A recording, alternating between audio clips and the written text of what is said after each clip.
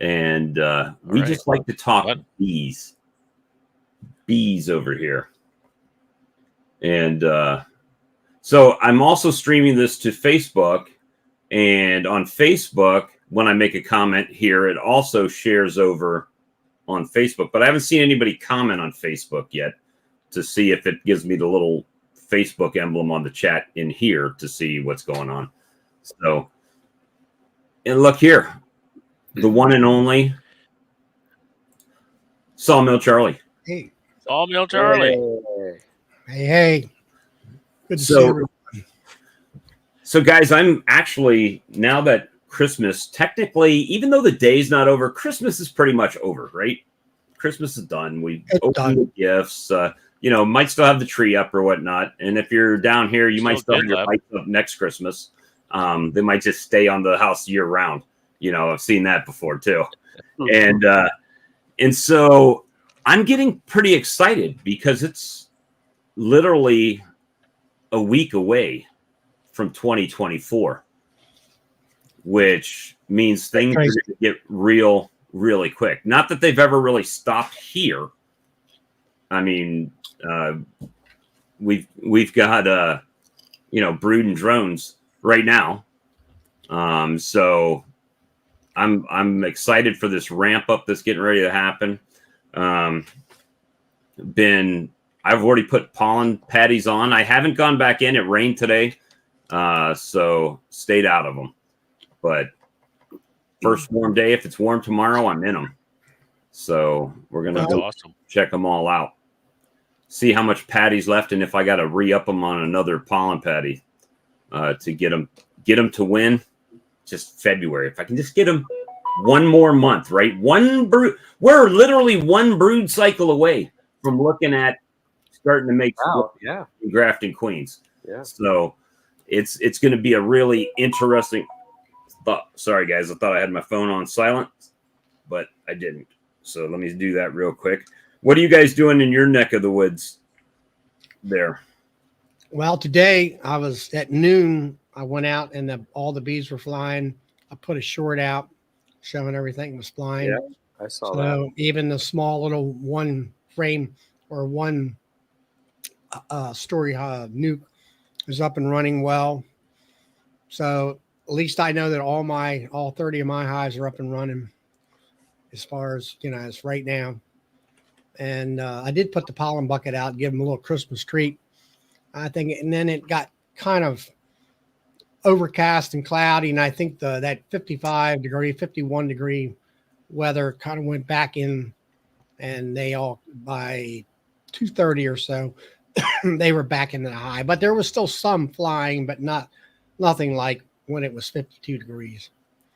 So they were a lot of orientation too. So must be some brood cycles there. Cause I mean, like that last hive in behind me there towards the field, they were just kind of hovering right in the front, getting, to go back in.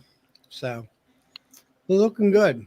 Nice solid populations coming out of the front and all that. So things are good here. And then it's only 42 degrees right now. So I still got 60, but it's raining. Well, I'll probably get that tomorrow, probably. Who knows? Hey, Miller's Local Honey from Facebook. Thank you. Good to see you. So Todd, you've been in your bees recently. That's the only reason why I'm skipping over Brad at this moment, because I know he hasn't been in his bees recently. But he has. I think he's got some information like coming up as far as what's going to be happening in his bees. So his might take a little bit longer. So let's hear what Todd's got to say about his hives right now. Well, first of all, for everyone that watched my video, I put up, what's today, Monday? I put it up on Saturday. I think I said foreign to me about 12 times. And I don't know why I kept saying foreign to me, but it's because they're Russian bees. It was crazy. Well, no, they're not Russian. They might be Italian or Carniolan. So, they're definitely not American bees. But it was the strangest thing, because even in a drought year when it's warmer during the wintertime, I wouldn't see bees flying. I saw bees. I have not been out there yet this year. Well, this fall, where I have not seen bees flying. And usually by now they're tucked away. They're, maybe I'll have one or two come out of maybe one or two or three hives, but every single hive was flying and has been flying. They haven't taken a rest yet, and I'm like, oh man, I, I'm just thinking about food supply, and I'm just like, oh, it's crazy because they're burning through stores. I know they are. I'm not digging in boxes because I don't want to, just because it's going to turn cold soon. But I hope. But I don't want to dig in them. What they have is what they have. I'll start lifting boxes, and feeling the weight, and then I'll have to add buckets or whatever. But I take that back. I'm not going to add buckets. It's too late for buckets. I'll probably have to put patties on there and fondant. And so, as a matter of fact, before all this started tonight, I was starting to dig into all my supplies to make pollen patties, and so I'll put that off till tomorrow night after work. Well, but that's kind of so if the weather, let's say it doesn't get cold, that's always an option, right? You're in California. Yeah. If it doesn't get cold, what are you going to do? You're going to just keep patties and fondant, I think. Just feed them up, keep them fed. I do have frozen honey frames, but I don't have a ton of them. And I don't really want to start going through everything and equalizing from hive to hive on honey, because that really is not an option for me. But I will put in the frames that I have frozen. I'll just take them out, let them thaw out a day or two, and then start putting them in where I need them. But yeah, it's either that or patties and fondant. So. Well, and that brings us to Brad, because I know what he's going to say. Well, my bees are in the house, but but we've had some in-depth conversations on Lloyd Harris's work there. So we've been doing some things maybe a little bit differently. At least I have, based on our conversations. So, Brad, let's give us your update, and then we'll dive into that maybe a little bit. Well, it's been very, and I'm going to talk about you guys instead of me, because there's really nothing to talk about in my situation, but I will get to that. It's been really interesting to me kind of hanging out with you guys over the last year to kind of learn what you go through, because, it's pretty easy for somebody I'm going to call it a more harsh climate, because, I mean, a lot of days in Winnipeg in the winter, it's colder than Mars. So, there's that. And it's pretty easy for somebody in this kind of a climate to say, oh, gee, we have it worse than anybody in the world. What are you guys in the warmer climates complaining about? And so, you think about that at the beginning, and then I think, you know what? These guys know what they're doing. They've got different kind of challenges, much like what Todd just spoke about, right? His bees are burning through the stores, brooding and whatnot. And I don't pretend to understand all those dynamics either. But in my situation, our climate and our seasons are so defined. So, I mean, they're dramatically different. Summer is just dramatically different than winter. And so because of that, we can shut our bees down, or at least the weather shuts our bees down in the fall. They kind of just almost stop aging and stop using stores for most of the winter. And that's a generalization. I'm not going to get too specific because I'll be talking all night.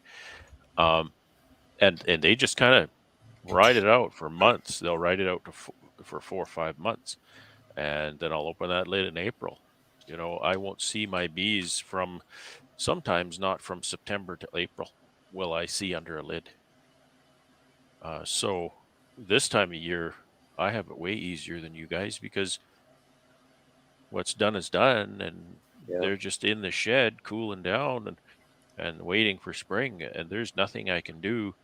Even if there's a problem, there's nothing I can do, right? So I just use my winter to build equipment and make plans for spring and all that. So But yeah. over this last year that we've been in cahoots, the four of us, right? I've not only done that, we've made changes based on information from different geographical areas, right?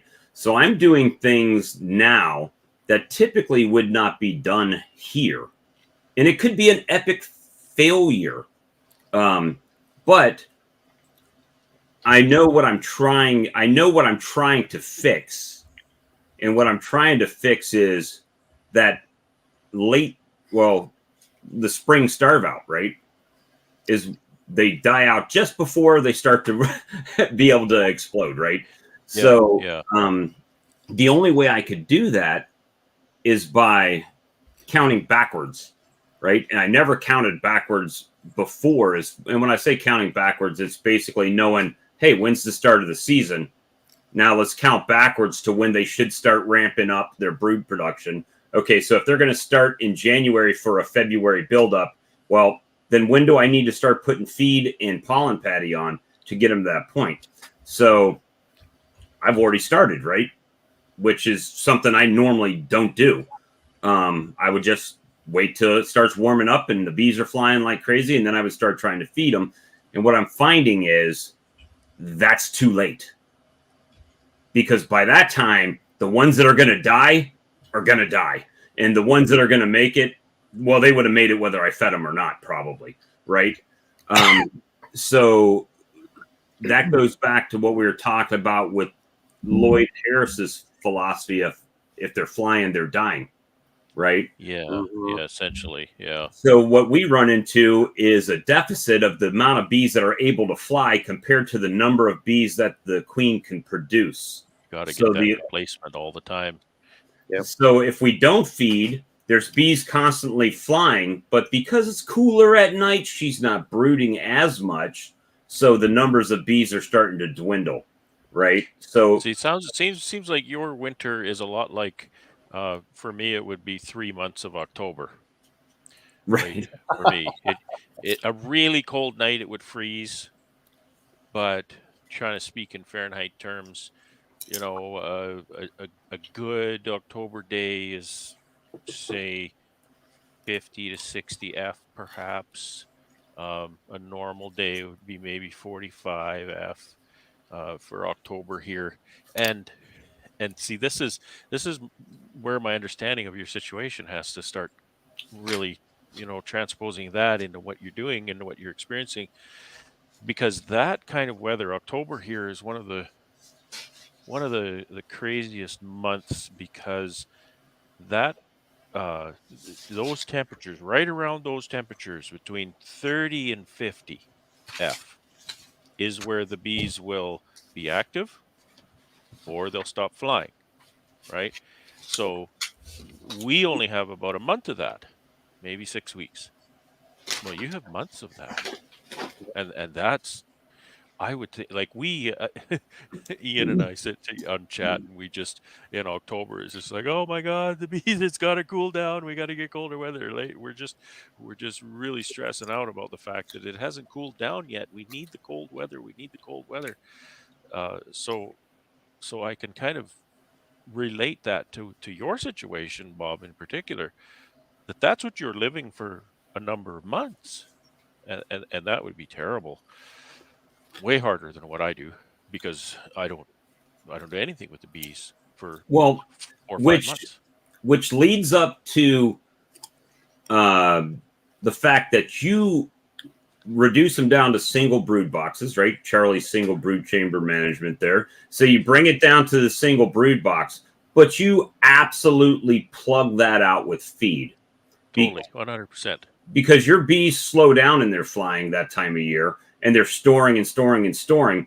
Where I went through, if I did it like an average, I averaged about 5 gallons of 2-to-1 per colony that I put on each one. And I went down to the Mississippi Beekeepers Association conference and came back, and they'd already burnt through it all. So now I'm feeding them again, right? So, and that's something I we've got didn't do a in few things working together that way. It's in that temperature, right? When that temperature comes down and they stop flying, then they don't stop aging, but it's dramatically slower that they age. They just almost stop aging. So that means they don't need that continuous replacement like you have. That means they don't need that continuous brood that you have. And that's kind of a circle effect, because if they don't need to brood that way and they don't brood that way, then they don't eat hardly anything. It's remarkable how little a colony will eat if they're not brooding. It's absolutely remarkable. I think Lloyd's data himself, if I recall correctly, he says 65 pounds of feed for our 5-month winter, right? And that's just remarkable how much they don't eat when they're not. And of course, if Lloyd's watching, he'll get after me and say, well, they are brooding all winter. Yes, they are. Very, very little. And when we plug them out, if you are successful to plug them out in October, then they are broodless for a little while, because they have nowhere to lay, so they can't raise brood. until So they eat enough it's resources kind to of, give her more room. those things all work together, right? The zero brood means very little feed consumption, and the colder weather means very slow aging of the bees. So those things all work together to then carry those bees all the way through the winter. And yeah, that's kind of what I've noticed and why I've changed some of the ways. And people down here that I've talked to think I'm crazy, right? Why are you open feeding? Why are you doing this? Why are you doing that right now? Why are you putting out pollen? Because there's babies in there. And I opened up. When was that video, Brad, that I sent you a week ago? Maybe a week and a half ago? Yeah. And a little more than a week, I think. And there was slabs of brood in there and not that much pollen, right? Because there's none out there. So the options are then, do the bees consume, do they rip them open because they don't have the feed? Or what is the situation? Do they die? Or do I feed them and make those bees now? They're going to be my spring bees that are going to be the ones in 45 days from now. It'd be when? Middle of February, right? Yep. Yeah. These are the bees that are hatching right now that are going to be the bees that are taken care of. That are making your summer bees. That are making my summer bees. So, yeah. Where in the past I would be, we'll see when it gets next month, when it gets warm, and then we'll throw feed on them. So I'm like, I'm not right. Whereas I'm banking on my cluster to kind of be more or less in stasis, but I mean, they do die all winter, and the drop on my floor is a testament to that. But that cluster just kind of goes in stasis and shrinks until end of April. There's a well-known phenomenon in my area: April dwindle. Your bees will come out of winter in March. You'll look in there and think, these look awesome, and by the end of April, they're dead. So there's another saying that anybody can get bees to March. That's easy. Getting the bees to March is easy. Most of them die in April because they just keep dwindling and dwindling, and if they don't get that turnaround, meaning they start to produce more brood than the attrition, then they won't turn around, and they just bottom out. So Philip says, Bob, it could be a chicken and egg thing. Perhaps they have food, therefore they are making brood. Could be, but I know one thing: they don't have food, they can't make brood because they don't have any bodies in there, any bodies left in there alive, dude. Either way, that's what I want. I want them to build up, right? And hopefully I can get a Ian Stepler box of bees in the spring, between the apis and the good food and everything. How is it there's 3 chats, but everyone is on the same chat? Body blue, arms raised. Magic. I've shared it to my channel, so Yeah, so maybe they're looking I at think that one. Charlie's got it on his channel. Brad's got it on his I figured it out. Todd's got it on his channel, and we're on Facebook at the same time. So we're actually in on my channel. So we got five streams going at one time. Hey, What's an OG chat room? Original Gangsta chat room. This is where everybody hangs out on the YouTube, right? So I've got about 20 on my my channel right now.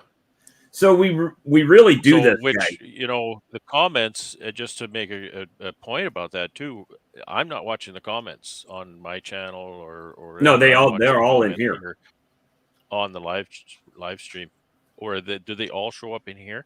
there. So if I'm somebody I'm comments seeing on all my the channel, links from Charlie's and simultaneous. yeah, so all of them are coming into the chat right now. So if you have questions, definitely feel free to pop them in the comments and we can get them up there. Appreciate everyone. We do this thing at least, well, Charlie does it Friday night. I do it Tuesday night. We definitely do it at, several Monday nights. Some And Thursdays and Saturdays and Sundays. It's every night. It's pretty much every night, except for Wednesday. It's The stream unusual team's when on it's not. Wednesday, but every other night we're pretty much doing a live somewhere. And then Tim and Hannah are doing Sunday nights. And the only way you can find these wonderful live chats is if you subscribe to these channels, because that's where they happen. So that's right. You know, okay. Thinking about what I said, I have another wrinkle that I forgot to mention, and that's I can't do an OA vaporization unless I go out there at midnight. It's too warm. They're flying all day. I would say wait for the rain, but you might be waiting months out there. Jeez, I know. There's supposed to be El Nino, and I remember when I was younger, when they claimed a year as El Nino, nothing happened. Last year, there was no talk. The word El Nino was not mentioned once, and it poured.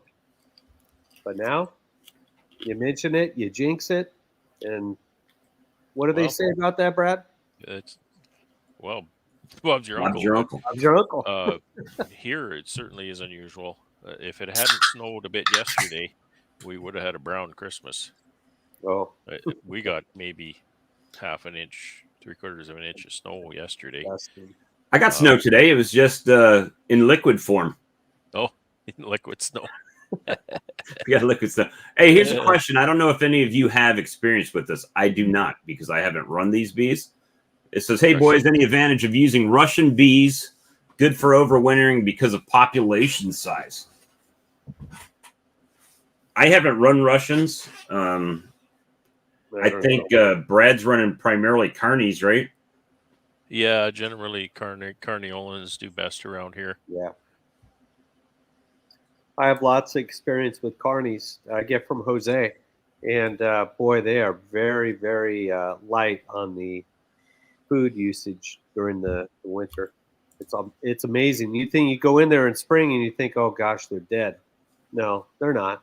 They just haven't started up yet. I think Shane has a good point there. That and the fact that they're flying again. That mortality curve, you can't see my hand, but mortality curve on Lloyd's data is very shallow all winter when the bees are not flying. As soon as the weather is such that they'll fly, that mortality curve it's dramatic. It just takes an absolute plummet, and they start dying really fast. So I think it's probably both. I did have a hive of Russians, and at that time I only had Italians, and huge difference in characteristics. Soon as if there's no flow, they shut down. You swear that hive is queenless. They're very thrifty. They seem to swarm. A lot of people told me about they swarm quite frequently, and they go into winter with a smaller cluster, but they do build up pretty fast and all that. And I just, it's like, I think what Bob learned is like get one style of bee and understand the characteristics of that bee and not have multiple queens. Yeah, Type- let's talk about that. Oh, I'm multiple glad types you of brought queens that up. and what did I do Something with that we learned question? this year too. It's that's an ass whooping I took handily. So I'll put it out there like that, and I apologize for my language, but we take them from time to time, and that was Well, anyway, I seen there was a difference in characteristics, and it's like, I got rid of the hive. I didn't like doing that. I understood um, the Italian, huge buildup of bees all the time. I mean, there was always complaints about them eating a lot, but I was pretty new at it at the time. So I stuck with the Italians because I knew their characteristics. And that's, it just made keeping bees easier, trying to figure out what is doing what. Now with these other newer queens like the Carniolans and I've already had Carniolans and stuff like that, and Italians, and Carnies are close to Italians, but they're not as they seem to be a little more calmer and whatever. And so, well, of course, I got more experience now to kind of see what's going on too. So so with that being said, guys, so in my first 5 years, I've gone through several different types. Well, several, at least 3, right? So I've had Italians, I've had just mutts, right? I've had Carnies, I've had Saskatraz, right? Because 4 or 5 years ago, Saskatraz was like, oh, everybody's gonna get Saskatraz, they're mite resistant, blah blah blah, right? So my issue was I had so many different varieties, and I was terrible at taking notes, right? So I didn't write, oh, this is a Carney hive, or this is this, or this is that, right? So the thing is that my Carney, I could open up a box and it was an Italian hive, and it would just be slam packed. And then I would go to the hive next to it, and it'd be a Carney hive, and it'd be a little tiny cluster. And then I'd go to, a Saskatraz hive, and it may be alive or it may be dead, but they all had different habits, right?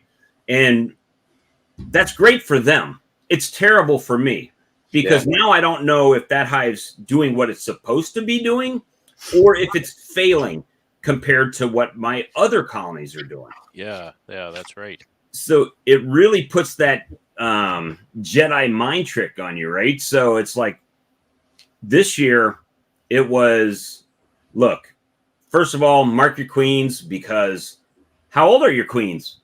Is the queen failing because she's too old, or, well, I don't know. That was a nuke I got last year. Replace her? What's that? Sure they didn't? Are you sure they didn't replace her?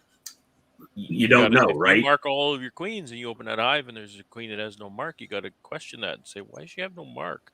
Did I miss this one, or did they replace her, or did they swarm? Right. So it's more about, for me now, knowing what I've got in each box and how old the queen is, and really doing better on that. So what did I do this year? I grafted and replaced every one of my queens. I think there's one yellow out there, but she'll get replaced this year. But other than that, starting to work on the theory that I am forced to work on. I know somebody was giving me crap about this on my channel one day, and that's fine. People have different perspectives, but how do you run 150 colonies by yourself? Well, you run 1 or 2 150 times, right? And that means exactly that, Bob. I want to do everything exactly the same to all these colonies, so then I'll see the ebbs and flows, and I'll be able to tell who's doing what, because they all have the same equipment, they all have the same advantage, they all have the same flow, they all have the same, maybe strain of bees, but maybe not, right? So that's kind of, I think, what you're moving toward, getting some consistency and in Well, taking that variable out. and you have to get on that, because when you start doing your grafting and stuff, how do I know that the one I grafted with was a superior colony, or if it just happened to be the best colony I had, because my other ones were doing crazy stuff, right? Yeah. So Or So you're once always you- grafting from the Italian because, well, that one has the biggest cluster, and obviously they're the most healthy hive. So you're always grafting No, from the he's up there. Italian, and you're not getting the Carniolan One's strain because you think somehow it's not doing as well, right? You've got all that. There's a UFO in Charlie's field there. do it. The UFO in Charlie's Field. UFO in Charlie's. I think he got it. Good shoot. What? Yeah, there it is. Little Oh, little blink back there. That's just a shine off of his head. Oh yeah, we've seen that before. That's a pixel. Is that what we're calling it now?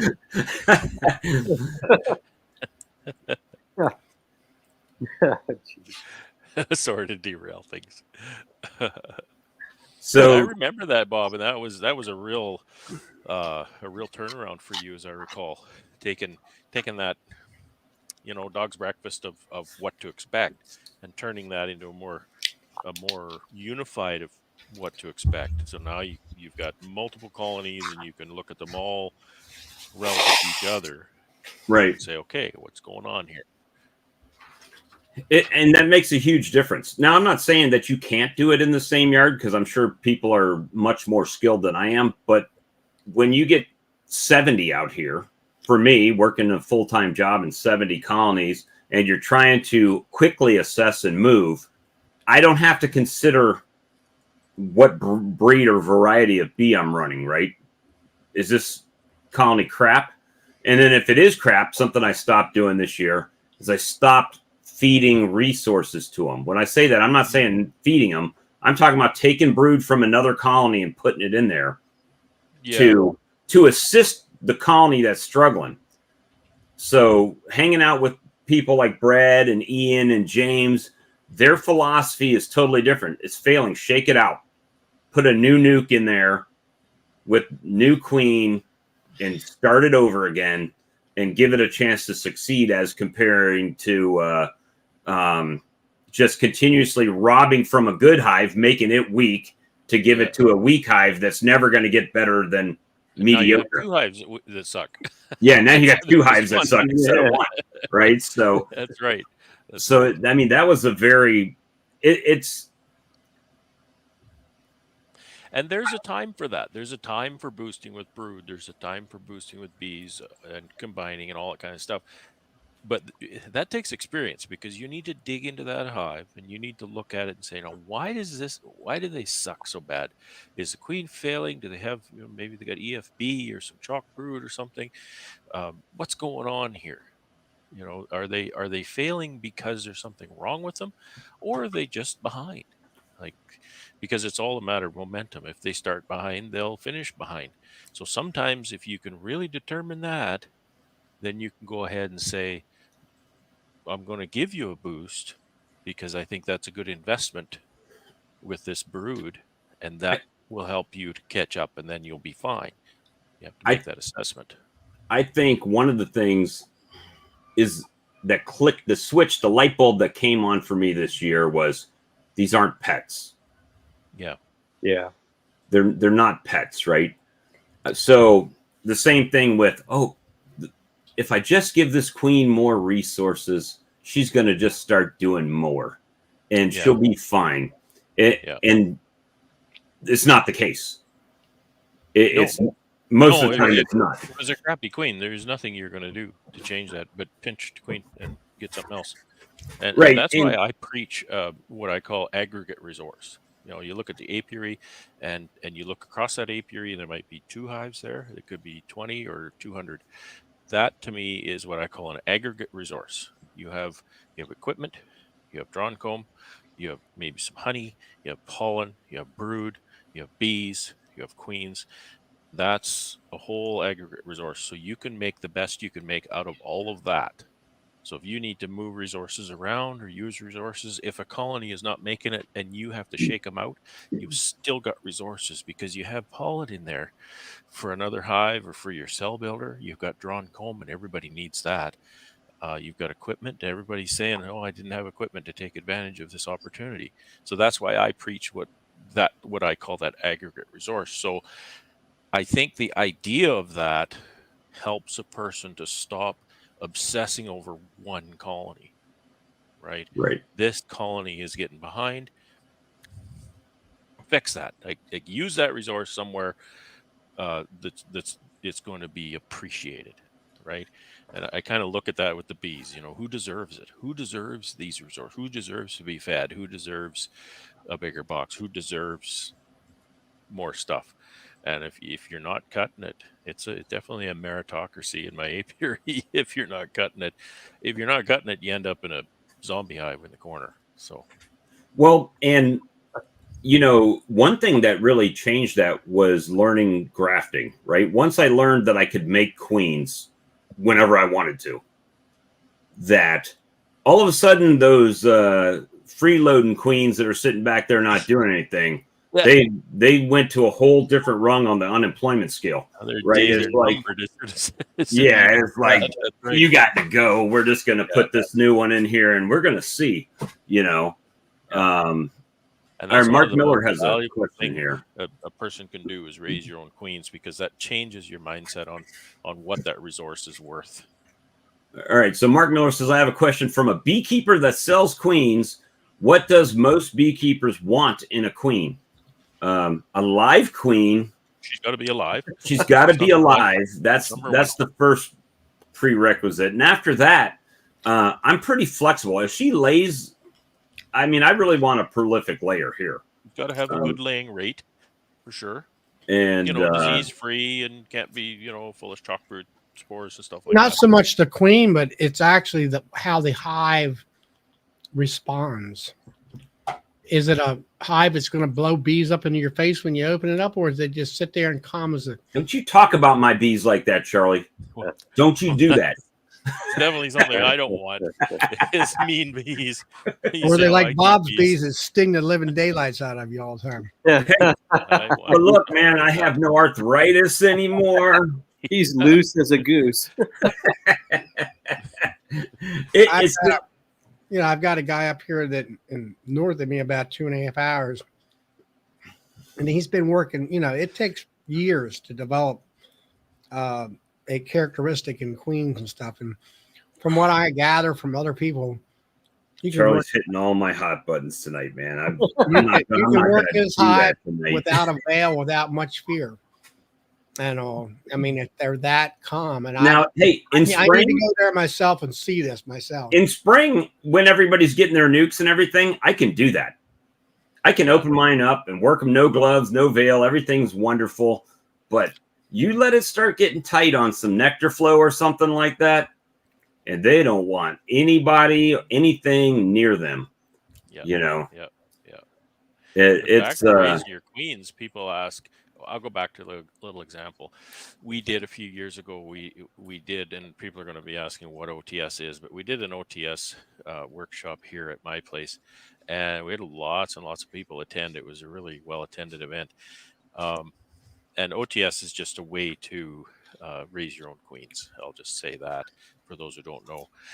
And the program, as it's presented, basically has you replacing your queens in 11 months, 10 to 11 months. So they're never even a year old. And the whole presentation was done, and one of the senior members from the back of the room said, "How long do your queens live?" to the presenter. And he said, "Don't know. 11 months. That's it. I don't know how long they'll live, because I don't let them. I just replace them, because it's so easy for them to replace the queens using the OTS system." And I think there's wisdom in that, yeah, people talk about these 5, 6, 7-year-old queens back in the day. But if you're raising your own queens, it's really not that hard. And there's no reason to have old queens. There's people, I think Bob Binney is one of them, just new queens every year, right? You just get them in there, replace them. It's not hard to do, and there's so many different ways that you can do that. People say, well, I can't graft. I can't see very well. I can't graft. Something like, you don't have to graft. Well, I don't have the resources for a cell builder. Well, yes, you do. Maybe you just don't know how little it takes if you want to do it small scale. So there's no reason, I don't think, that you can't raise your own queens. And if you can't see, put glasses on. There's always magnification, and I mean there is having person who's had vision problems. There's a point when no, you just can't. Yeah, I mean, yeah. But you get a buddy to do it. If you have children, get them to do it or something. But that is, I think that being able to raise queens in any capacity, even if it's leaving a colony to get into swarm mode and pull in the cells and making nukes out of those. I think that knowledge on how to raise queens is the most powerful thing that you can do in beekeeping. Yeah. Right. Because it just completely, I remember when I started doing it, and I would say all the time, this has changed my life. I remember the first year, and I had mating nukes on the side of my apiary full of freshly mated queens. Holy cow. I'd look in a colony, there's something wrong. This queen's she's not right. She's gone. 10 steps and I've got a new queen, right? It just absolutely But then the beauty of that is now you can technically, I know we wouldn't do that, but technically once you take that queen out of that mating nuke, if she's been in there a minute and you introduce her to the new colony, those bees will now make a new queen. If you just walk away and did nothing, they will attempt to make a queen in there. Technically, yes, you're right. Even a tiny mini will do that. In reality, then you just want to watch how strong they are, because how strong they are, how many resources they have, will impact the quality of that queen in the long run. But yes, you're right. They will. I know people who do that. Not in my area, but I know of people who do that. They just keep taking the queen out and they just make another queen. You can do that.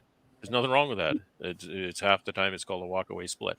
But then your honey production colony has a new queen, and your resource colony is absorbing the time delay, if you will, of the brood hatching out, bees dying, and waiting. I believe Fred Dunn does walk-away splits all the time, and he said they're great. He loves it. So learn how to do a good walk-away split. Nothing wrong with that. Well, I was going to put a Aaron's comment up, but it looks like Todd already addressed it in the chat there. So I wanted to add to the conversation here about what Mark was asking. So yes, obviously, if you can learn how to graft, that'd be the optimal thing to do. But if I was a guy that had 3 or 4 hives right now, and I've been there, and I didn't realize this until I got more into these bee chats and stuff and watching videos on YouTube. But if I had 3 or 4 hives and I wanted to split them, but I need to order queens and I didn't know how to graft, what I used to do, or what I did, was I'd buy some queens, but they would, and I do it in April. Well, by October they puttered out. They weren't fully mated. Well, one of the things I learned was, I mean, they were fully mated, they were poorly mated. But one of the things I learned was that most of the queen breeders, and it's not their fault, they're running a business, they only run those queens for 21 days. And then they cage them, then they sell them. But if you could get a queen breeder to hold you 28-day queens, that extra week gives that queen that boost of confidence in herself of laying eggs. And so there's a thing that's about those older queens before you get them that lasts longer because of, I guess, bee psychology. But also, obviously, mating has something to do with it.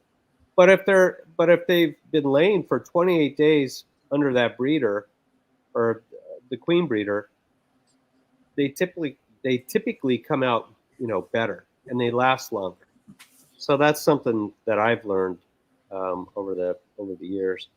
But of course, I've switched to grafting, so the other component there too, Todd, with the commercially purchased queens is, and it'll vary depending on location of both the seller and the beekeeper, is transport. There could be all kinds of crazy things go on in transport, and maybe those queens will be no good when they get there. And being caged for whatever length of time. They're caged for a week, and then you get them, and you're not quite ready for them, so they're caged for another 5 days, and well, just that's raise your own queens. It fixes all that. Yeah, exactly right. But if you did have to order them, you need to narrow it down to the day. Usually they'll overnight them to you, and boom, when you need them. We deal with probably a lot more consistent problems than you do because of different restrictions on getting queens. And a lot of our queens come from a lot farther away than across the country. They'll come from Venezuela, New Zealand. Guys, I posted the link in Facebook and on YouTube.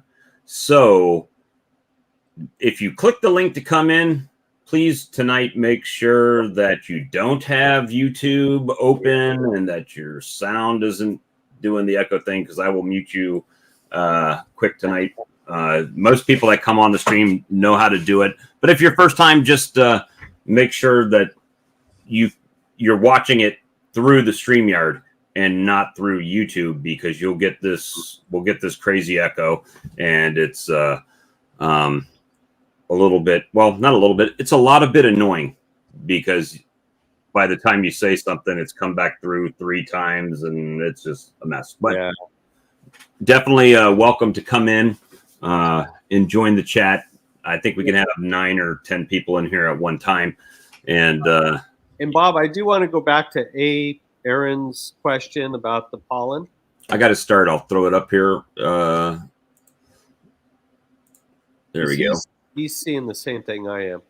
I have no idea where the white is coming from. I do know that almonds, I believe, are white pollen, but obviously almonds are not blooming right now. In my area, I have eucalyptus trees, and he's up in the Bay Area. I'm pretty certain there's eucalyptus trees up there. My eucalyptus trees have red buds on them, and I think that's where the white pollen's coming from.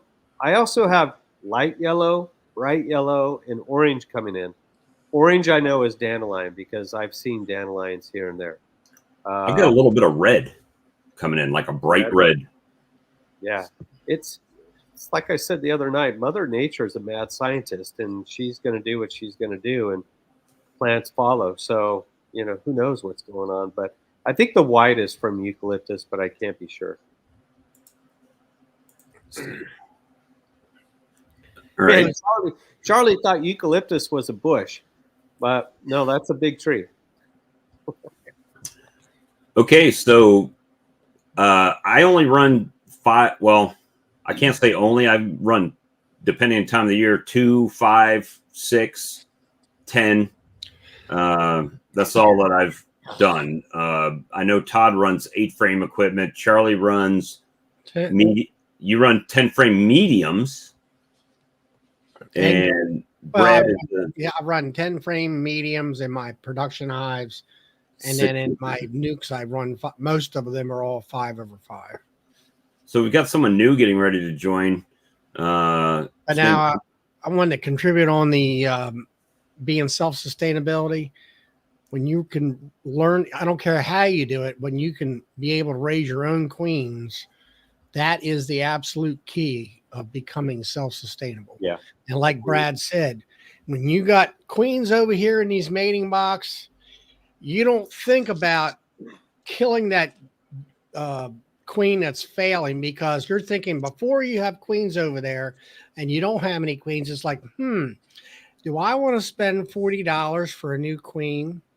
Now, if you got 10 queens sitting off to the side in mating boxes, it's like, it don't cost me anything. I walk over there, pick the queen out, let's say cage her so we can, get her introduced to the next hive.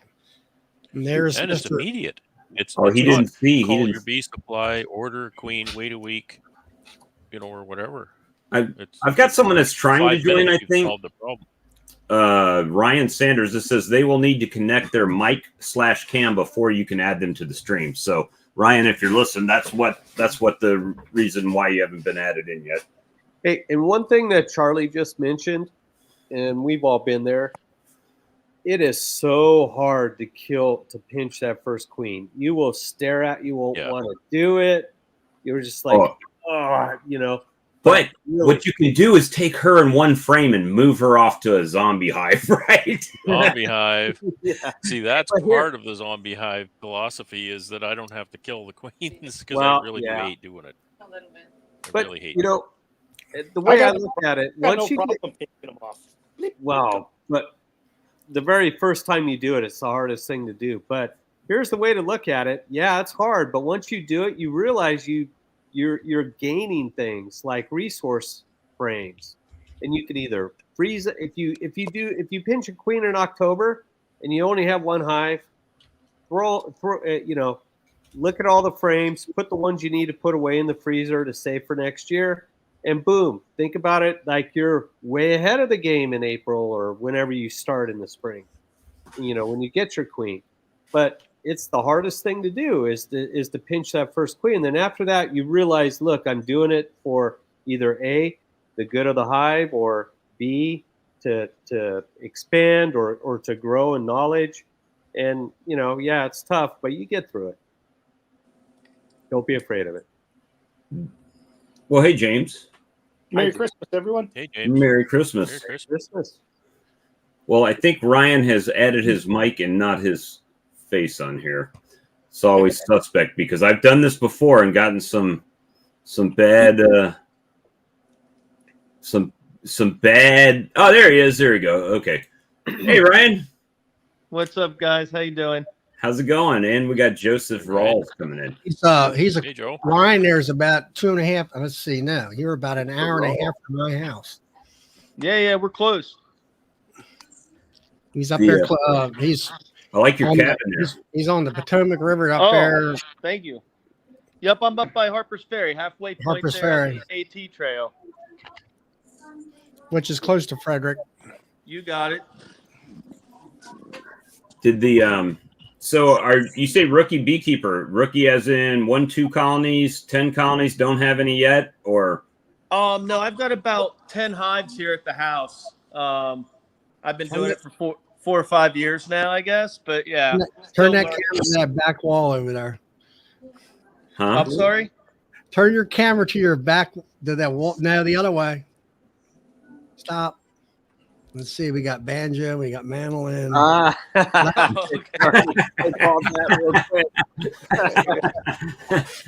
Oh no, we got what is that? A ukulele banjo? Yeah. Oh wow. I got some stuff here. It sounds like a pick and jam session to me there. Yeah, man. Good stuff. That was my uncle's. That thing's like, I don't know, 100 some years old, apparently. Oh wow. Well, that's as old as Charlie. I got a Charlie too. He's got more hair than Charlie does. You guys need to Check lay your off guys' Charlie. stuff here, but Charlie, he gets such. That's wonder he comes on Poor here. Charlie gets picked on all the time. We love Charlie. And you know what? That's the whole reason I jumped on Charlie's channel that one night last year. Like, hey, I want to just stop you guys from picking on Charlie about this single brood management thing. And then, wham, here we go. Yeah. Brian just made a comment there. He's got a good point about queens. He says old queens are great for the observation hive you take to the market. Oh, that's true. Yeah. Absolutely. Over the years, I've done that so many times. And yeah, there are a couple of times I bring that queen back and she's either dead or going to be dead pretty soon. So, hauling those queens around, that's kind of dangerous for them. And an old queen it's kind of like the old pony at the petting zoo. It's kind of the last good thing they can do.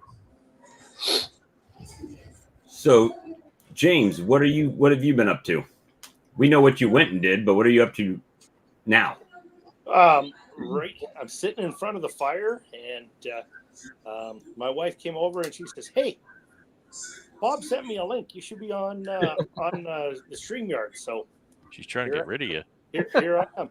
Trying to get- yeah. No, just kind of taking it easy here. So tomorrow, back out, get the wood shop cleaned up, get the garage cleaned up a little bit more, so I can bring that equipment in the new year and start getting that all cleaned up and powder coated and gone through that. And just waiting to get some quotes on some material for freight. I'm over by Brad's to see whether I'm making another road trip or if we're throwing it on the truck, because we've got we have at least 300 boxes and 3,000 frames we've got to build, so at minimum. So Drop in the hat. Just like that. And in a month, you're going to take a trip to Texas, right? What's in Texas? I don't know. No, I was that. Actually, I just went through Dallas. So, well, that's true. Yeah. but, Well, And no, you didn't stop at a Buc-ee's, man. I can't believe it. You have to come to California, James. I can't afford the almonds will bloom, and you'll get to see that. It's amazing. And Union Bee Company says, are you going to build or are you going to assemble? Well, that depends on the price. Probably just assemble it.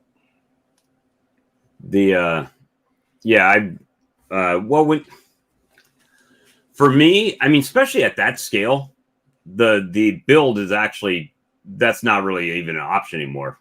I mean, you work a full-time job, right? So to build 300 boxes, the time drain would be too much. Yeah, but when you crunch the numbers, I can't cut them out for what I can buy them. You can't. You cannot. Just assemble them together and support those that do that. But yeah, there's no way I can. And if you're going to source the common 7/8 lumber we use here, you don't buy that just anywhere. So No. you're actually going to the box builder to buy the lumber. Exactly. So I think you'd be a fool to try and cut the joints and everything yourself. Yeah, no, you just can't. You can't make it. So yeah, it'll be assembly. Now I am building, so I do have some stuff I have to build. So I've got a sump, or clarifier, if you will. So we have got one of those drawn up and drafted up here. So that will be being built here in the new year.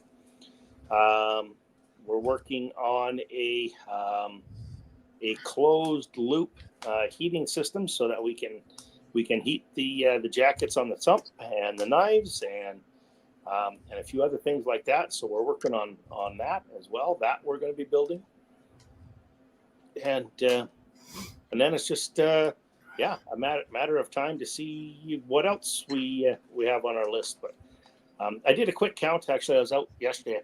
One of the girls got me on the neck yesterday.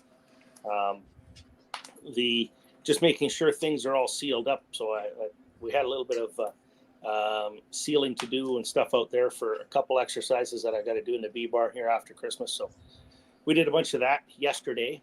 One of the girls decided they wanted to make sure that my blood venom content was still in proportion. So a couple of them nailed me there. But other than that, it's steady as she goes. Now here I'll watch Brad cringe on this because it came to light that the bees are going to be coming out of the barn in 3 months. So 3 months. 3 months. Just around the corner. You're bringing them out in March? Yeah. The end of March, beginning of late March. So yeah, I think the earliest I've brought them out is about the end of the first week in March. Generally not that early, but it's usually the last week of March, first week of April. Yeah, I'm going to be shooting for the first week of April. Like I said, I can control my temperature there pretty good, which is a good thing because this is our first black or brown Christmas since 1985. So I can still walk out all the way out to my vehicle in my socked feet and not get them wet. We have very little to almost no snow here at all. So that doesn't happen here in Alberta very often. It's kind of got me scared because the law of averages, and you look at what our average temperature is, January and February could be a tough one. So for those watching that are on everybody else's links here and everything. James is in Alberta, so more west, the western side of Canada, right? Because you don't have it underneath your name like we do there, to let people know. And He's on this side of the Rocky Mountains, and whatever you call them up down there. southeast Louisiana. In Canada, we call the Rocky Mountains the Rocky Mountains. Okay, I didn't know. Oh, that. the mountains. Yeah, actually, the mountains. The mountains. I went to the Smoky Mountains this weekend, and or what we call Smoky Mountains, which are pretty much hills compared to the Rocky Mountains. Yeah, Bob had me thinking. He said, "I think we're going to go to the mountains for a couple of days." I thought, well, that's a bit of a drive. That's got to be 24 hours for you. 3-hour drive for me. So That's like Colorado.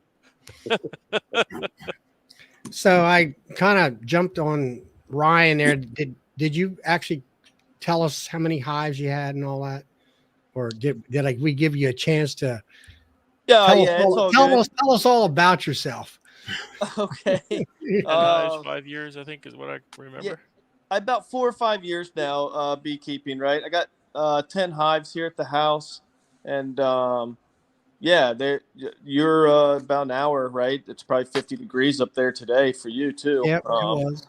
So all the bees were buzzing, moving in and out of the hives, which is good. So just trying to make them through winter, just like everybody else, right? And kind of go from there. So no, it's a fun hobby. I kind of got into it because my brother, he got into it about a year before me, and then I was like, man, I got to do this. So it's cool. Still learning, lots to learn, right? There's so much. So, and like everybody, right, the whole 8 to 5 job thing, Monday through Friday, gets in the way. So that doesn't help.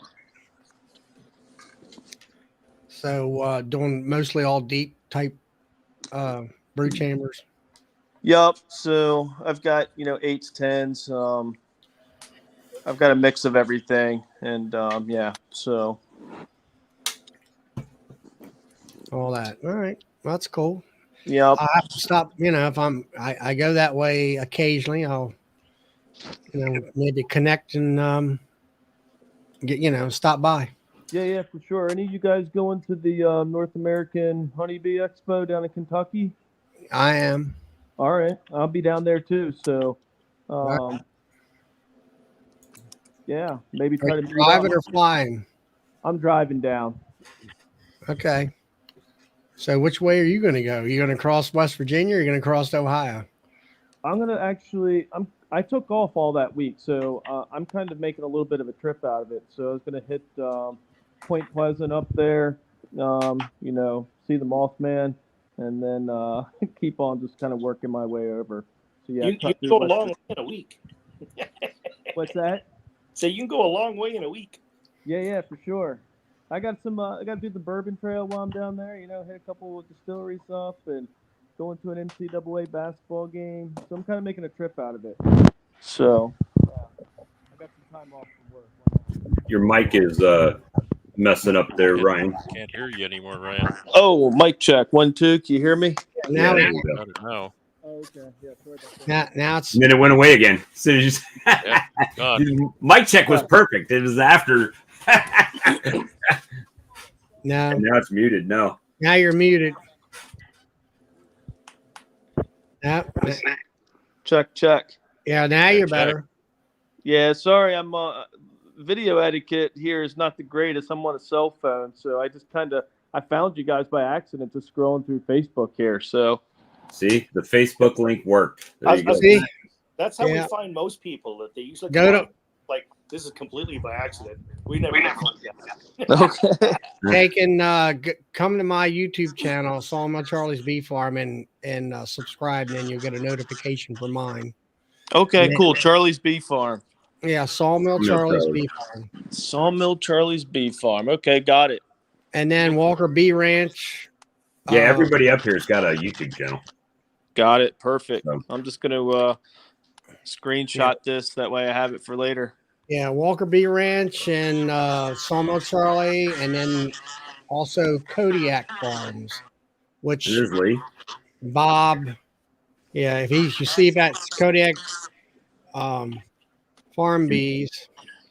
Him and Bob share a Tuesday night channel. Yeah, we do Cool. a Tuesday night stream. It Awesome. alternates between my channel and his channel. So pretty much any night of the week, you could find a live stream if you want to talk about bees. Nice. For sure. So is this your guys like full-time jobs, or you guys work in? No. Yeah, It's Brad's I'm full-time the job. Yes I'm and the no. only full timer on the screen, I guess. Okay. Yeah. Brad's the commercial guy. Okay. Brad's running a not-for-profit organization in Canada. Not intentionally, but yeah, it turned out that way. All right, that's cool. That's no. I got you. So everyone's got an 8 to 5, and then you're doing the hobby thing here. Yeah, I got 30 hives, and Brad's what Todd, you got what, 75, 100? No, I'm down a little. I'm down to 63 right now.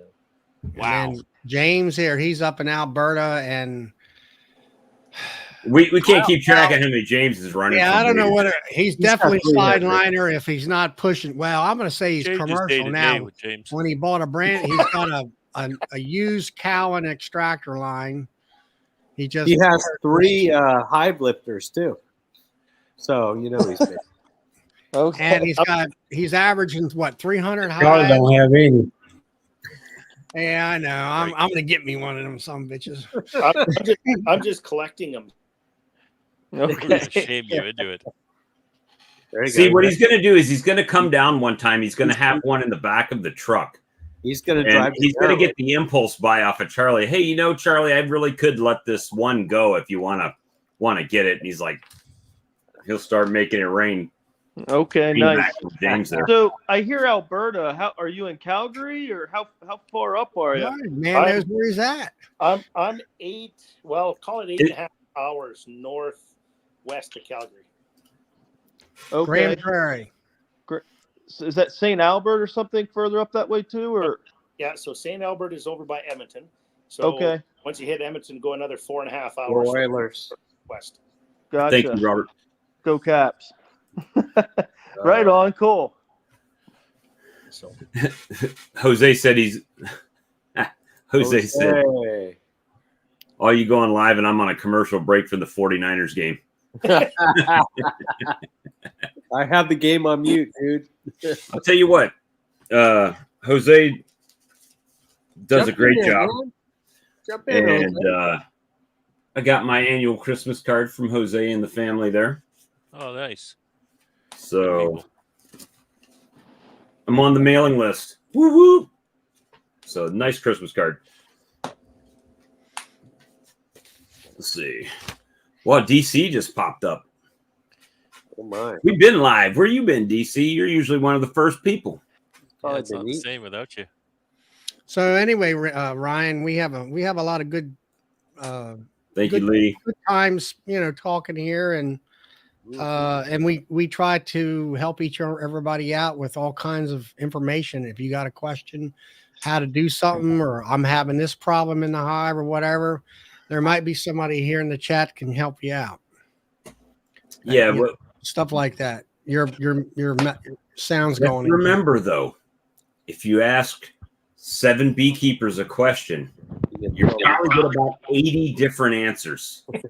Yeah, that's one thing I've learned here. There's so much information, and it's the world 2023 world of tech, Facebook. It's like there's always the Debbie Downers. People want to beat you down, right? It's easy to why are you doing it this way? Why are you doing it that way? But yeah, so there is a lot out there, and you got to get thick skin and do like I do. I just, everybody's entitled to their own opinion, and then everybody's got, even if they really don't know what they're talking about, there's always a tidbit of information, and even if that little tidbit of information is ignore this, at least you've learned something, some good, some bad. So just take the good with the bad.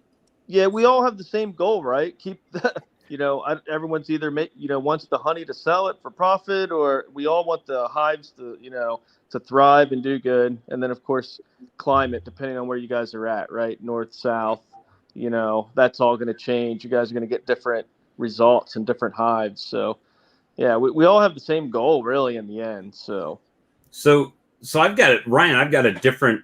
I've come to the dark side on that perspective. What you just said, depending where your climate is, because I'm here it comes. So, what I've tried to do is I've been that fella right in the middle, and that one up in the top right there for me, Brad and James.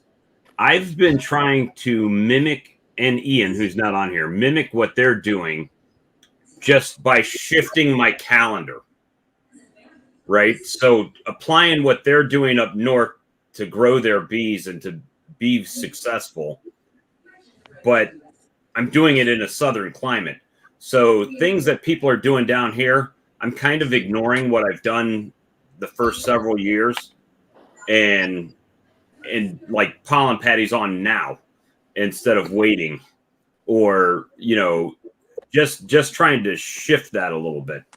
And the jury's out. We'll see in the spring how it plays out. But right now, my bees look better than they have ever. So, so that's what it's been working so far. Knock on wood. I got you. So when you say shift the calendar, your calendar, like define that. What do you mean exactly? So prime example is. This is This is from the book of James McNally, chapters 1 through 3. Is chapter and verse. So you have to go back to first edition or second. Okay, anybody that's been watching this, they'll know it comes back to the life cycle of the bee. There you go. Right. So the bee, we all know it takes 21 days for a worker, 23 days for a drone, and 16 days for a queen. Right. So you start from when you need things to happen, and you have to rotate your calendar backwards, right? Start 21 days, 16 days. So if I need stuff to start happening here the 1st of February for the ramp up, then I need to start sliding my calendar backwards, right? 6 weeks. 6 weeks when I start doing things. Okay. And so last year was the first year we started implementing this process, but it was already a little bit later in the year. So this year is the first spring that I'm coming into where I've actually said, okay, well, if I need them to start on February, and I've got some people waiting, so be patient. I'll get to you guys, get you in here.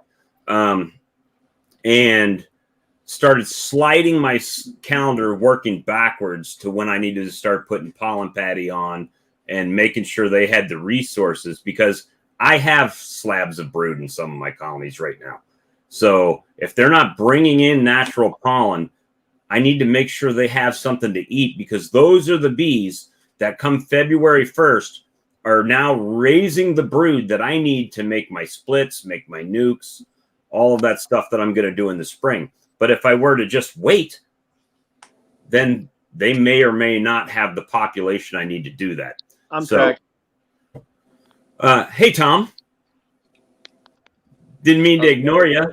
Thanks for coming in. Yeah. I'm just listening. Don't bother talking. Or I mean, well, introduce yourself, Tom. I see you're from Connecticut.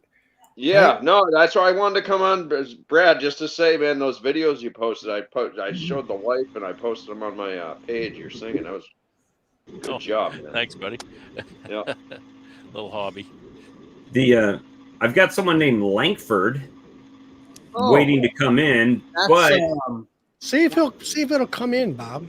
That's oh gosh, Tennessee. No, what the heck is his? He doesn't have his micro can connected, so it won't allow me to add him until he fixes that. So he has a channel. No. I can't remember. Speaking of mics, look what my daughter got me for Christmas. A wallet. Because he's hold all the money that you made this year. Brad's been telling me. Oh, lapel mic. Yeah, that'll work well for you. So. Hey, you need to get one of those big fuzzy cattails to put on it and hang it right on your collar. You know, the ones that one that James held up, I bought one of those, a pair of those off of Facebook, and they work excellent. And you Yeah. could clip them inside your hood. My daughter got me these, so I've just got them all charged up. I'm going to get it hooked up probably tomorrow. Well, those And things are awesome. so Yeah, I like that kind of you can clip it right inside the veil, and there you go. It's great Yeah, sound. it's small. It works great. Doesn't rub on stuff. I'm excited to try these. And then Awesome. my wife figured I should step up my videos a little bit too. So everybody's guilting me into putting more videos on. So And that video thing, it kind of turns into a job from what I see. Yeah, yeah. Live streams become a job too. So yeah, my wife got me a drone, so an updated drone with a 4K camera. See, Ed. So you're not the only useless male in the yard. Now you got an extra drone.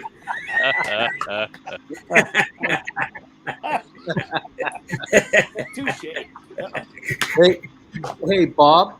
That Yes, sir. the Langford you were talking about, if this is the same one, he has a channel. It's called Woolly Bees Apiary. Oh, Willie Beans. I watched his channel. Yeah, he's down in Tennessee. Yeah. Hey, well, hopefully he can get his mic and camera there connected, and we'll get him in here. Doug snuck in. Hey, yes. Hey, Doug. Merry Christmas. Real quiet. Probably Same have to to you, go into Bob. settings on the Safari browser and then click on mic and camera and allow it. It's probably being denied. Yeah, that's what I do on my phone. Yep. James, I have to say, Charlie, I like Bob's name because that's an awesome. you said you. Yeah, Doug. Go ahead. You said you were a booking agent at one time. I think Brad could maybe use one after what I've seen. That's not the first offer I've had. I'll tell you that, Doug. Yeah, he's quite a singer there. Oh, thanks, guys. And he's also recorded. I think he's cut some albums. Well, I don't know how many tracks. Probably 6 or 8 tracks. That's enough for a No couple Life EPs or something. That's it. We're the No Life Beekeeping Life chat. Christmas party. Well, it's nice to see new faces. And I just want to point out to everybody, I know Doug is normally on a bit of a delay. So, Doug will try and jump in, and I know that throws the conversation. Doug is a bit. also from what, Manitoba? Canada? Yeah, he's in Saskatchewan, actually, right? Doug? Saskatchewan. Saskatchewan, Okay. right on the border.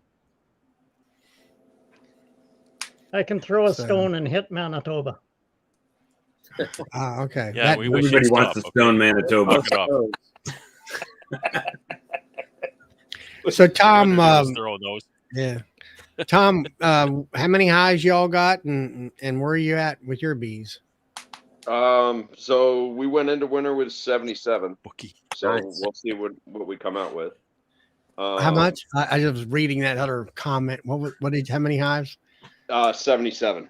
77. That was the All right. count going into winter, but that's not going to be the count coming out of winter. So it doesn't. Well, really never is. Yeah, it never is. Do you, since you're in Connecticut, do you wrap your hives or just leave it? No, wrapping in Connecticut is worse, I think, because the thing is, like maybe a -6-degree day or 2 a year, but then there'll be that one random day where it's 40. snow on the ground in the middle of winter and the sun will come out, and if you wrap your hives, the bees just come bursting out, right? And they shouldn't be doing that, I don't think so. And that's Fahrenheit -6. Yeah, Fahrenheit -6. Yeah. Okay. So That's no, true, I Charlie. don't wrap them. I put insulation on the top, Thanks. under the outer cover, and I reduce the entrance and feed them and treat for mites. And I have good overwintering success. Last year we went in with 43. I think we came out with like 41 or something like that. But then I combined small ones. It was in the high 30s in the end. Right. But that's we're growing. My big part of the business is actually making equipment, like beehives and stuff. So Oh, you and Brad are competing now. Hey, God, this no, is the real China's the competition. You see all these Chinese hives getting imported, and now Yeah, Bob gets Yeah. free ones all the time. they're gonna I set them got up one now. I got to do a video on free New Chinese hives. Zealand, all sort. Like one of the few thriving industries, wood stuff, right? Yeah. So you're in Connecticut. Let's see, is that close to New Hampshire? Yeah, Or not? one state south. And I was wait, just thinking about Jim up there. He's what, New Hampshire or Connecticut? Vino Hive. No, he's in oh, Massachusetts. he's right? in Barron, Mass. Actually, that's where my grandparents lived there. Oh, okay. I didn't know whether you were selling him equipment or not. So this He's the one that makes the bee barn, right? Yeah. Yeah, I was trying to message with him. I did exchange a couple because I offered to kind of manufacture the frames for him, but he wants to go with plastic. So, boo. this is an interesting statement here because Brad and I had this whole discussion, right? About the insulated hives and insulated hives actually keeping Way to go, Jim. keeping the heat, right? Keeping the heat out. Yep. So actually, I think the actual statement was it's separating the outside temperature, right? It's not really letting the bees, it's not keeping them warm, right? They're not heating that like an air conditioner. Oh, It just keeps whatever the temperature is outside from encroaching on whatever temperature they want to have on the inside, whether it's hot outside or cold outside. To help understanding is misunderstanding is that insulation keeps things warm, and it doesn't. It doesn't. That breaks the laws of thermodynamics. You need energy to keep things warm. Insulation provides a thermal decoupling, right?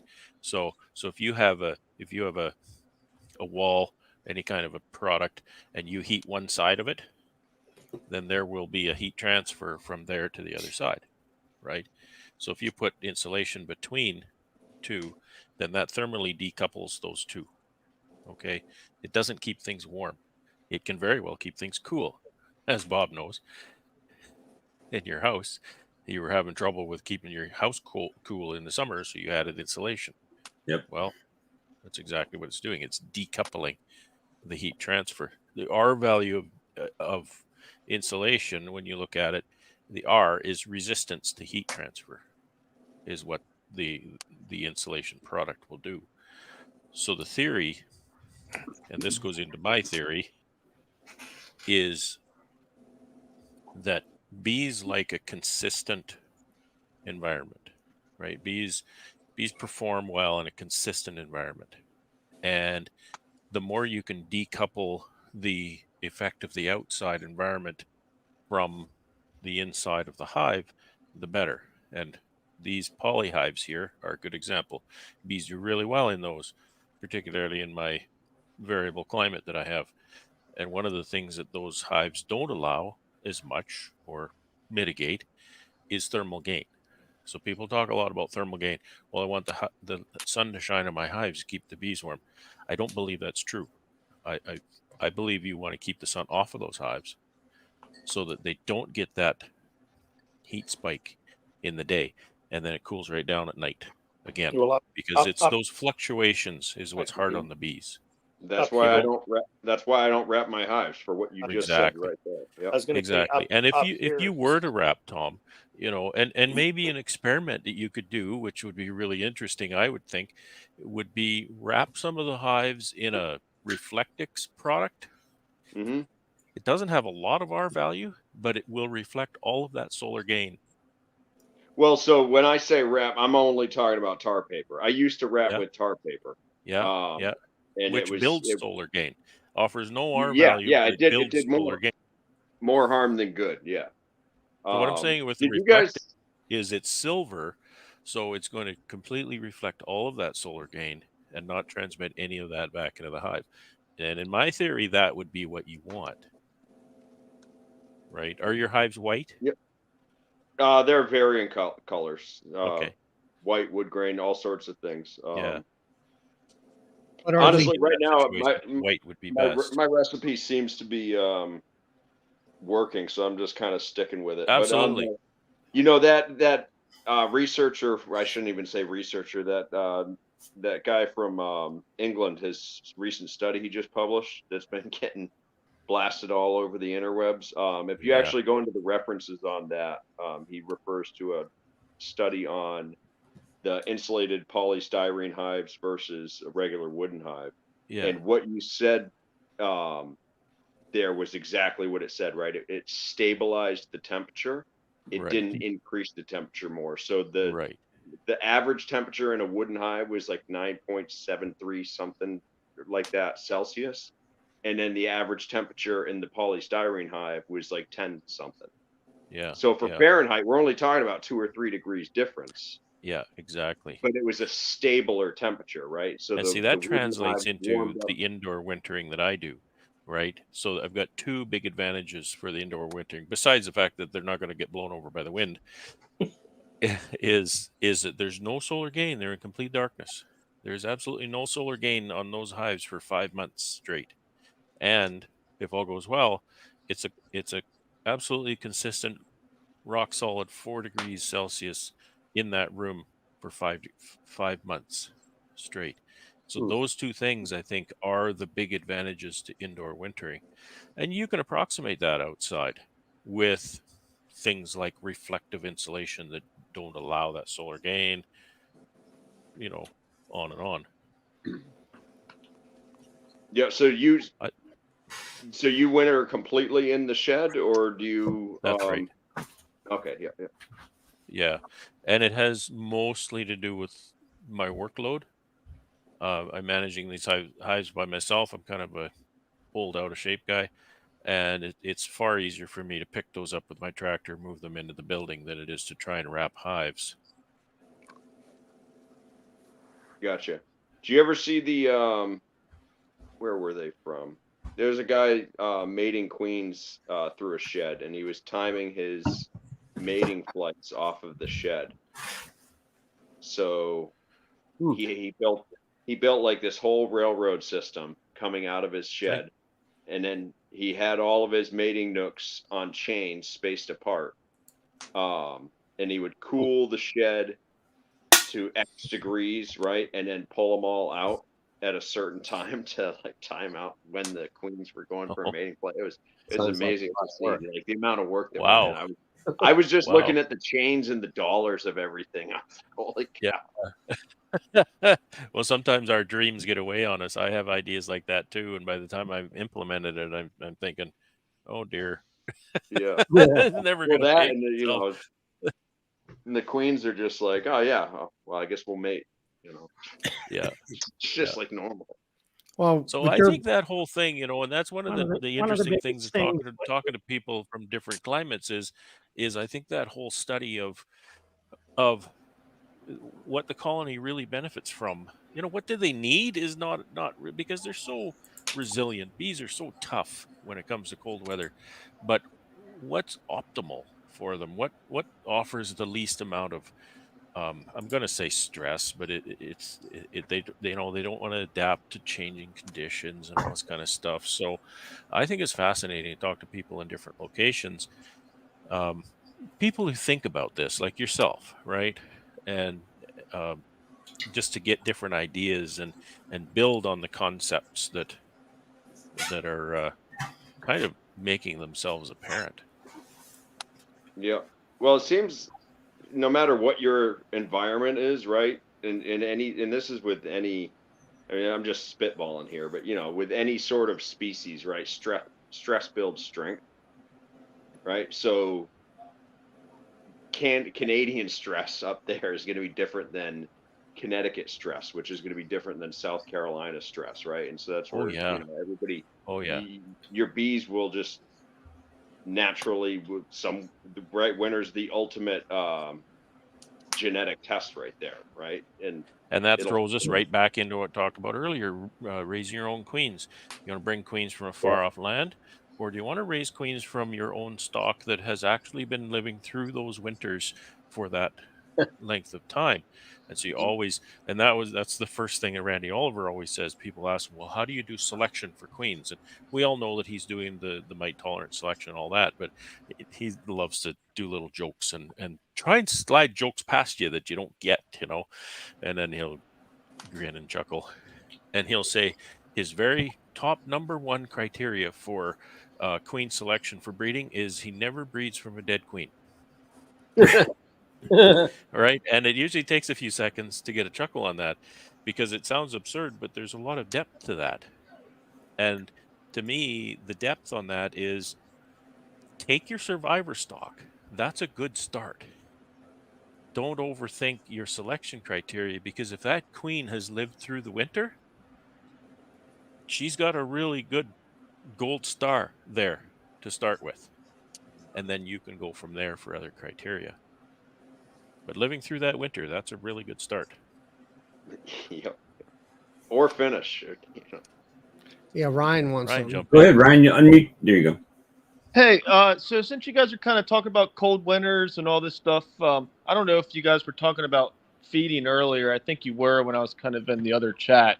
So some of you guys have like 70, 80 hives and more. Like, what are you guys doing for feeding? Are you putting feeder trays, like stacking them right on top of your deeps, or how are you guys doing this with 75, 100 plus hives? Buckets. Depends on the weather. Yeah, because you guys aren't Temperatures. typically opening these things up when it's super cold out, right? So No, the design of our 2-inch hole lid in the has lid. exactly a hole. Well, actually, here. 2-inch hole in the lid and an inverted bucket over top. I'll be the odd one out. I use frame feeders. So this 2 is gallon. Well, Frame not feeder? really 2 gallon, but yeah. this is the size of the hole that we have in the top of our lid. And you take you pull this out and you just put your bucket right on top of the lid. They'll empty the bucket through the hole. wow, I use okay. everything. And then you're using top feeders, you said, on yours? Me? Connecticut, I think. I can't see the Oh name. no, I use in hive feeders. They'll just the division board feeders. Okay. Huh. The reason I do it, so the buckets is actually a little bit more. I think it's easier, right? It's easier for storing. It's easier for feeding and everything. But honestly, like I'm not going to go through and change out all my outer covers and stuff. And then I build equipment that has to meet my customers' needs. So I'm not going to build myself specialized stuff, and that's different. You know what I mean? So I And got in our case here, frame feeders would be fine. We can't lose that frame, right? I need that frame because I'm not feeding them for subsistence. I'm feeding them for stores for the winter. So they need to have 10 frames of solid stores for winter. I can't lose that frame or 2, depending on what feeder you have. So that's really the only reason I that got would you. And use them. where did the insert go into that you just showed me there in the center? Just we drill a hole in the top. Brad is actually take a look at Brad's channel. He shows you how to build the lids and the Okay, outside. cool. This is just Yeah, it's just a hole in the cover. drill a hole right in the center of the top of the cover. The top cover. Okay, got it. Yeah. Hey, Doug, Tom, speak a little bit about your business. Do you have a website where people could go to buy equipment? Do you do that, or what? yeah, no, I have a website. It's like 3 years out of date. It's just unionbeecompany.com. Oh, okay. I'll drop that in the link here. But essentially, I mean, I'm growing, right? So right now, I'm building all my own machines because I'm basically my secret goal is one day Man Lake's gonna wake up and be like, "Where did this guy come from?" That's awesome. I love that. But the thing is, I don't have the money to buy machines, so I'm building all my own machines. So I started off with a box joiner, and then I'm just buttoning up my top bar machine right now. And then instead of doing a sidebar thing, I'm gonna actually make a queen cage next, and then after that will be the sidebar. So I also have a company. no, we've talked on the phone, Bob. Have we? Yeah. Yes, we have. Yeah. Oh my goodness. For what, Swarm Rustler or something like that? Yeah. Because I was interested in the probiotic Oh, Apis. Apis Apis biologics. biologics. Yeah. Oh, that stuff's gold.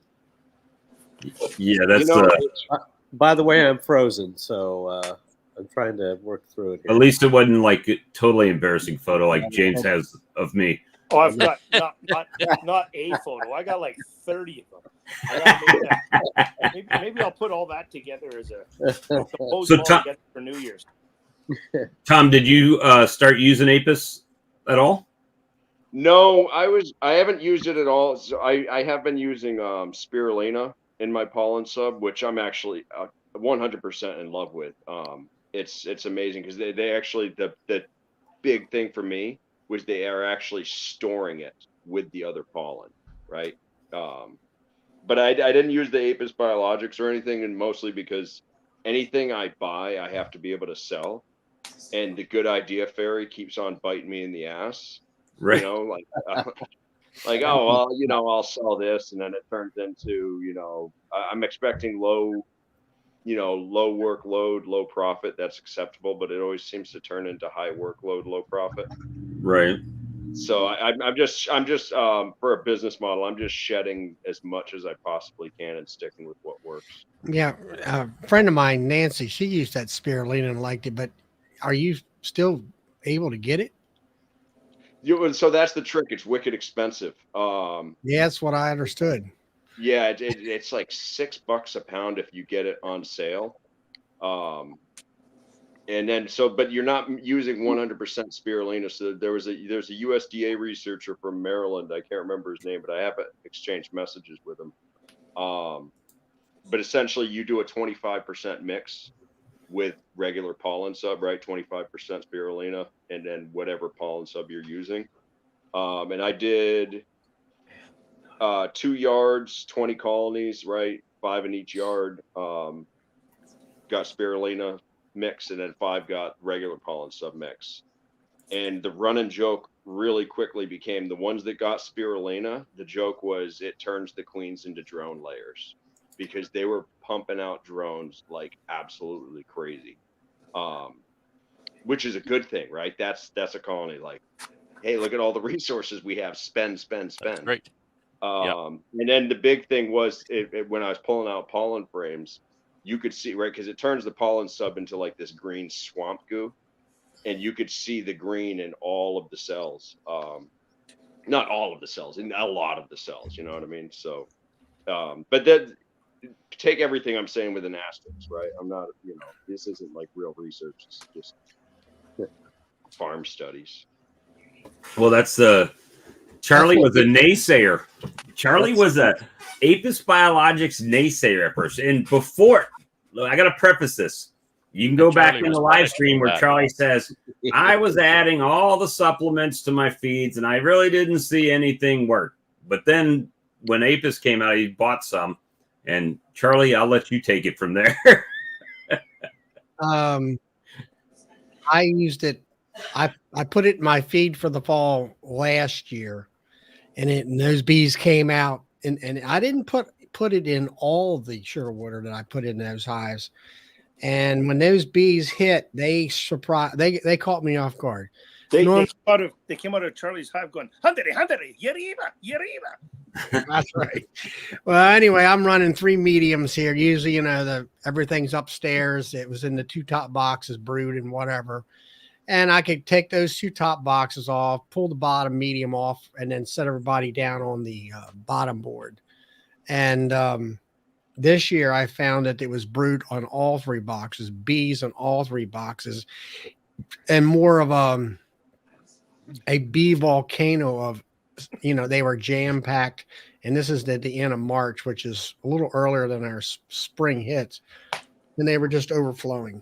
And I'm like, holy smoke, now if I can harness, for this year, I'm going to approach it in a different way about management. As far as single brood, I'm taking off at least 1 medium and then keeping the queen into 2 mediums. And it works great. It doubles my honey production.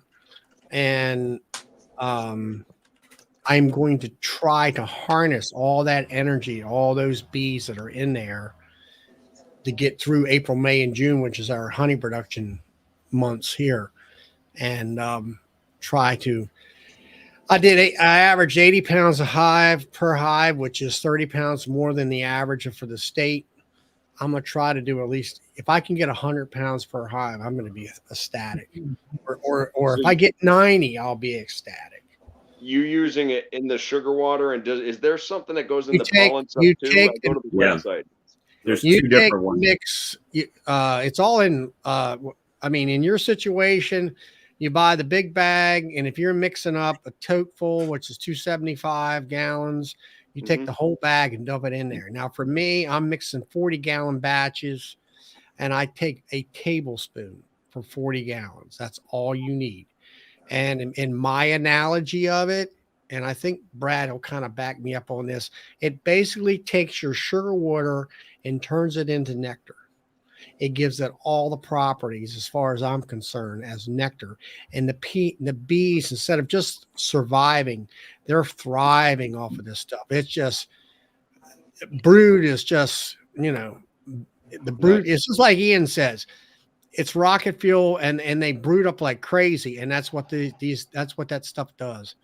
They are just, leaps and bounds ahead of her. But you got, this, you got to be on your A game, and you got to be, you better be there a couple of weeks ahead of time, or you're going to, or you're going to have a swarm problem on you real quick. Yep.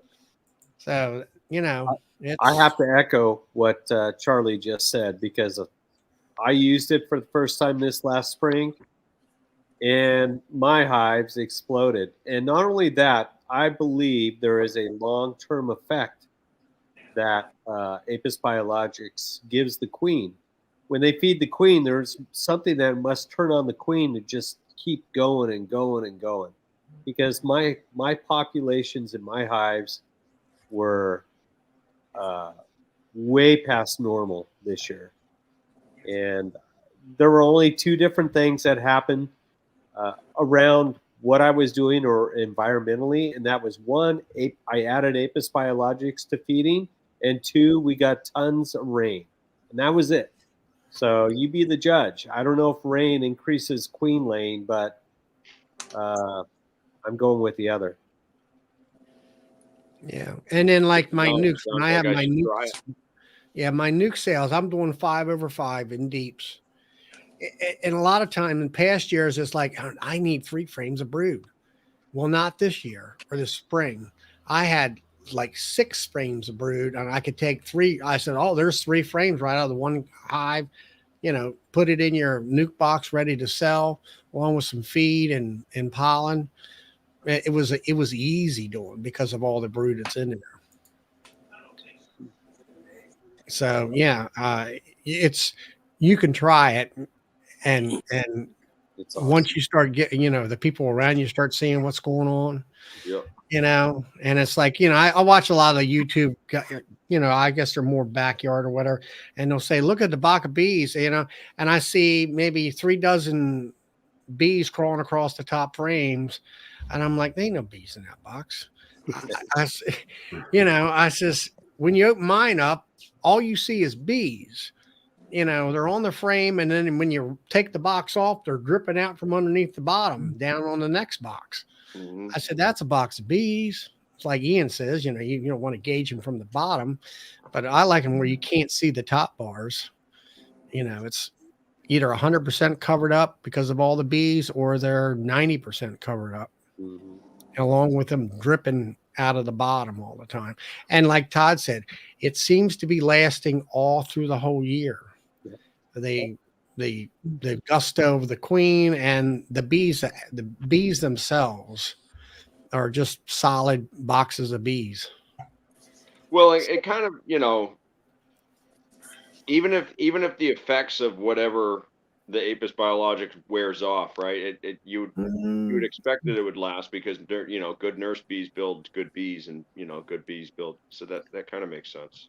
Well, here's the thing: you would think after the life cycle of that nurse bee gets, after you're done feeding Apis and you quit feeding Apis, you would think that effect is going to last maybe another, whatever the cycle of the nurse bee is, right? Whether it's a nurse bee for 10 days or whatever, you would think that would be the end of it. But no, it keeps going and going and going. I don't know what it is, but it just well, does what I would biologically something to the queen, I believe, but no one knows for sure. Okay, well, I don't know. I was just saying, like let's say if you're feeding a supplement that's very, very good for them, when you stop feeding, that's because you no longer need to feed, so you have natural resources, right? Mm-hmm. Yeah. So I would think that would just naturally take over. In my case, Tom, I fed them twice in the spring, Apis with my sugar water. That was it. 2 Gotcha. doses of that, and it lasted well past August. And Charlie, you said you fed in the fall. In the fall, so their winter feed is Apis all the way through.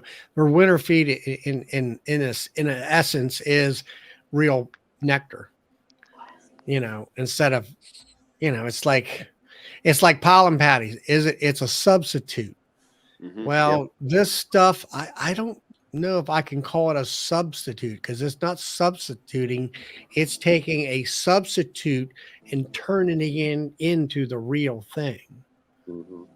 That's, I think, the difference in it. Taking sugar water as a substitute of nectar, but it converts it to nectar. So go ahead, Ryan. Anyway, I know now Doug's been trying to get on here for, I don't know, 15 minutes. Doug, what did you want to say? Nothing? Oh, no. I'll just go back to wrapping hives. We wrap everything outside. We winter in cold temperature. But the main reason is it controls the wind. You go outside and it's 20 below, no wind, not a bad day. Go outside when it's 20 below with a 20-mile-an-hour wind. Big difference. So, Doug, are you in Canada as well? Yes. Yes. Okay. And he's on a Breaking delay. up, I didn't catch that. Oh, they answered for you. Yeah, asked if you're in Canada. Yeah. Go ahead, Ryan. Yeah, I was just going to ask about the Apis that you were talking about. You're using that just to boost these colonies, like coming out of winter and then going into winter, correct? Basically, before the nectar flow and all that. Yeah, it's supplemental feed. When you're doing your supplemental feed, adding it to it then. Gotcha. But here, my supplemental feed is darn near all year round, because we have some very defined dearth periods. So I feed it. I probably feed it more than anybody else here, right? Just because of the amount of feed that I put out. Tracking. But another question, since we're talking about wrapping, cold weather, and all that, I imagine everyone here is probably running Apivar strips and oxalic acid treatments. Is that what you guys are doing? Well, that's what I did this past year. And the Appy tablet is the new thing that I'm using. So the question is about the oxalic acid. Like you said, right? You asked 100 beekeepers, you get a million different answers. Are you guys doing oxalic acid treatments like all winter long, even when it's cold, right? Because they're all going to be balled up. I am, I'm in your area. I'm doing it at least once, if not twice a month through the winter. Through the winter, twice a month. And I try to hit a 45 to 48 degree where they're not really flying, but they're loose inside the hive. Okay. That's what I've read is to. And then I'm hitting them with about 6 grams. 6 grams twice a month. Okay, got it. Yep, I do formic in September. Remember we had that hot spot, that week worth of about 99 degree weather this year. Yeah. After that, we had 2 weeks worth of 75 degree weather with low humidity, and I hit them with the Formic Pro double strips.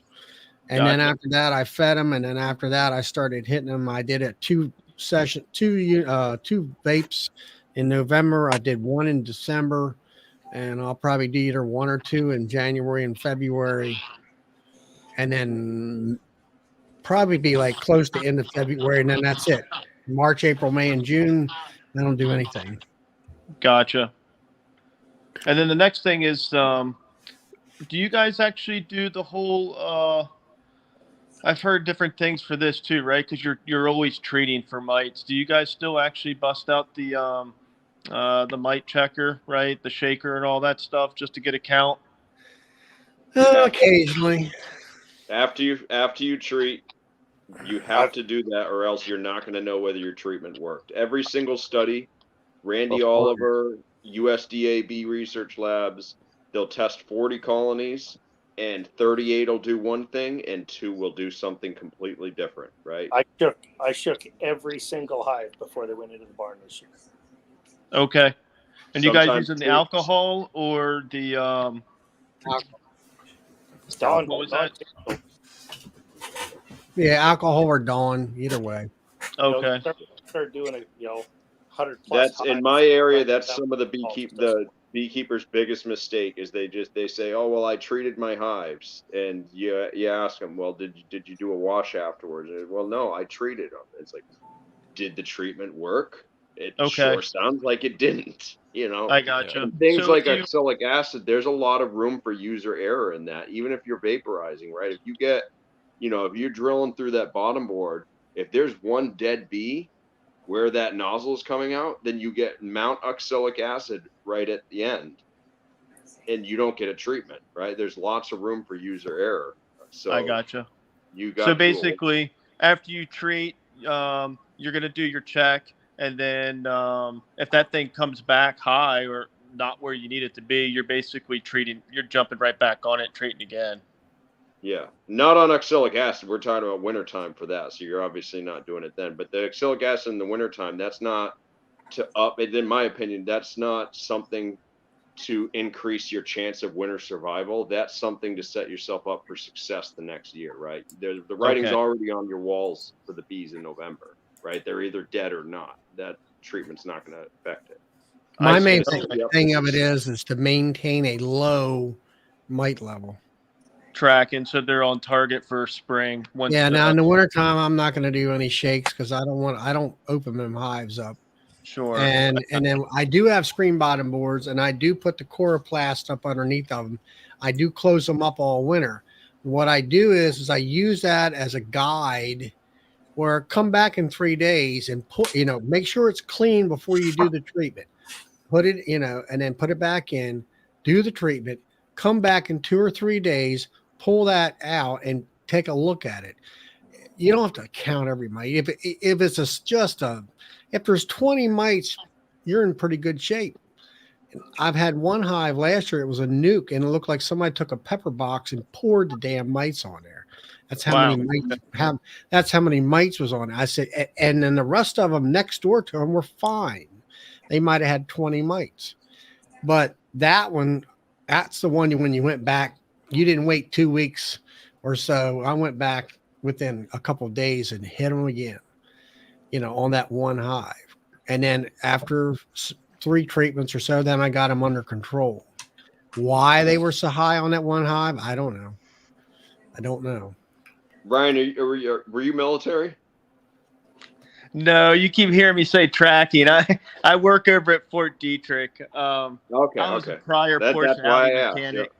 Yeah, and now I do IT over at Fort Detrick. So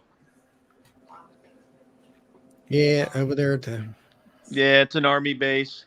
But they got all the branches there. Got all the ethyl bad shit there too. Yeah, they do have a lot of bad stuff there.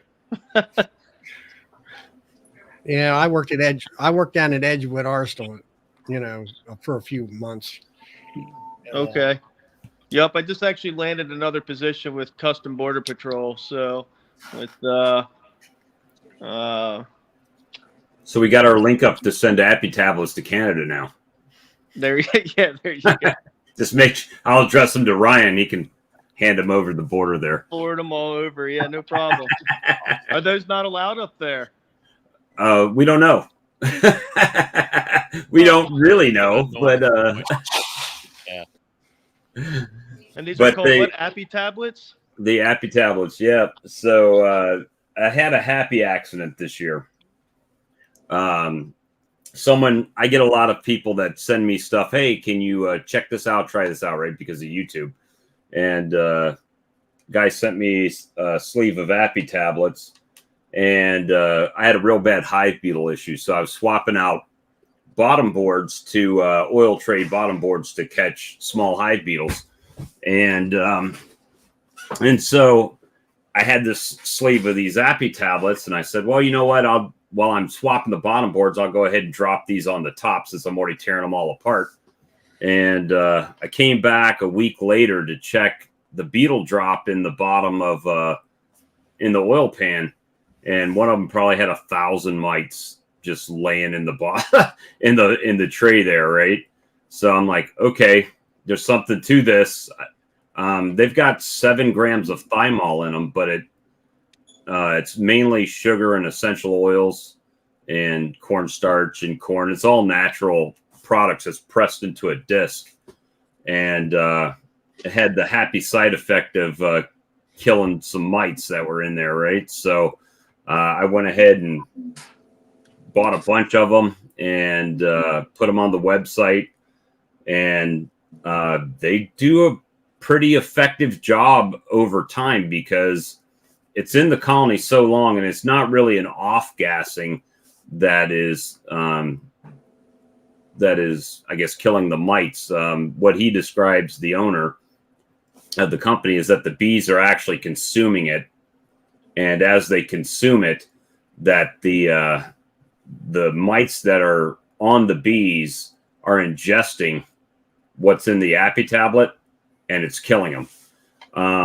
So I've got several colonies that that's been their winter treatment, and they're doing pretty well right now. So I'm going to drop them back on here probably in the next couple weeks to get them ready for the spring and let them go. But I've had some colonies that have had them on there they haven't even consumed the whole tablet, and that's primarily because I'm feeding, right? If I took away the feed, the only sugar source they would have in there is either the honey or the tablet.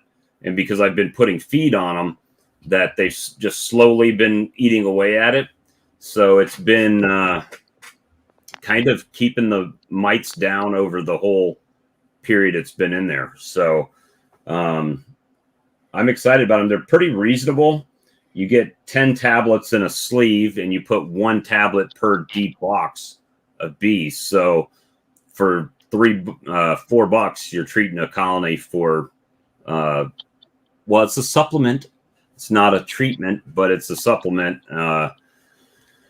for the lifetime of the tablet in the colony. So he says it should last 3 weeks to a month. I've had some that have been in there for, I don't know, 2 months or so.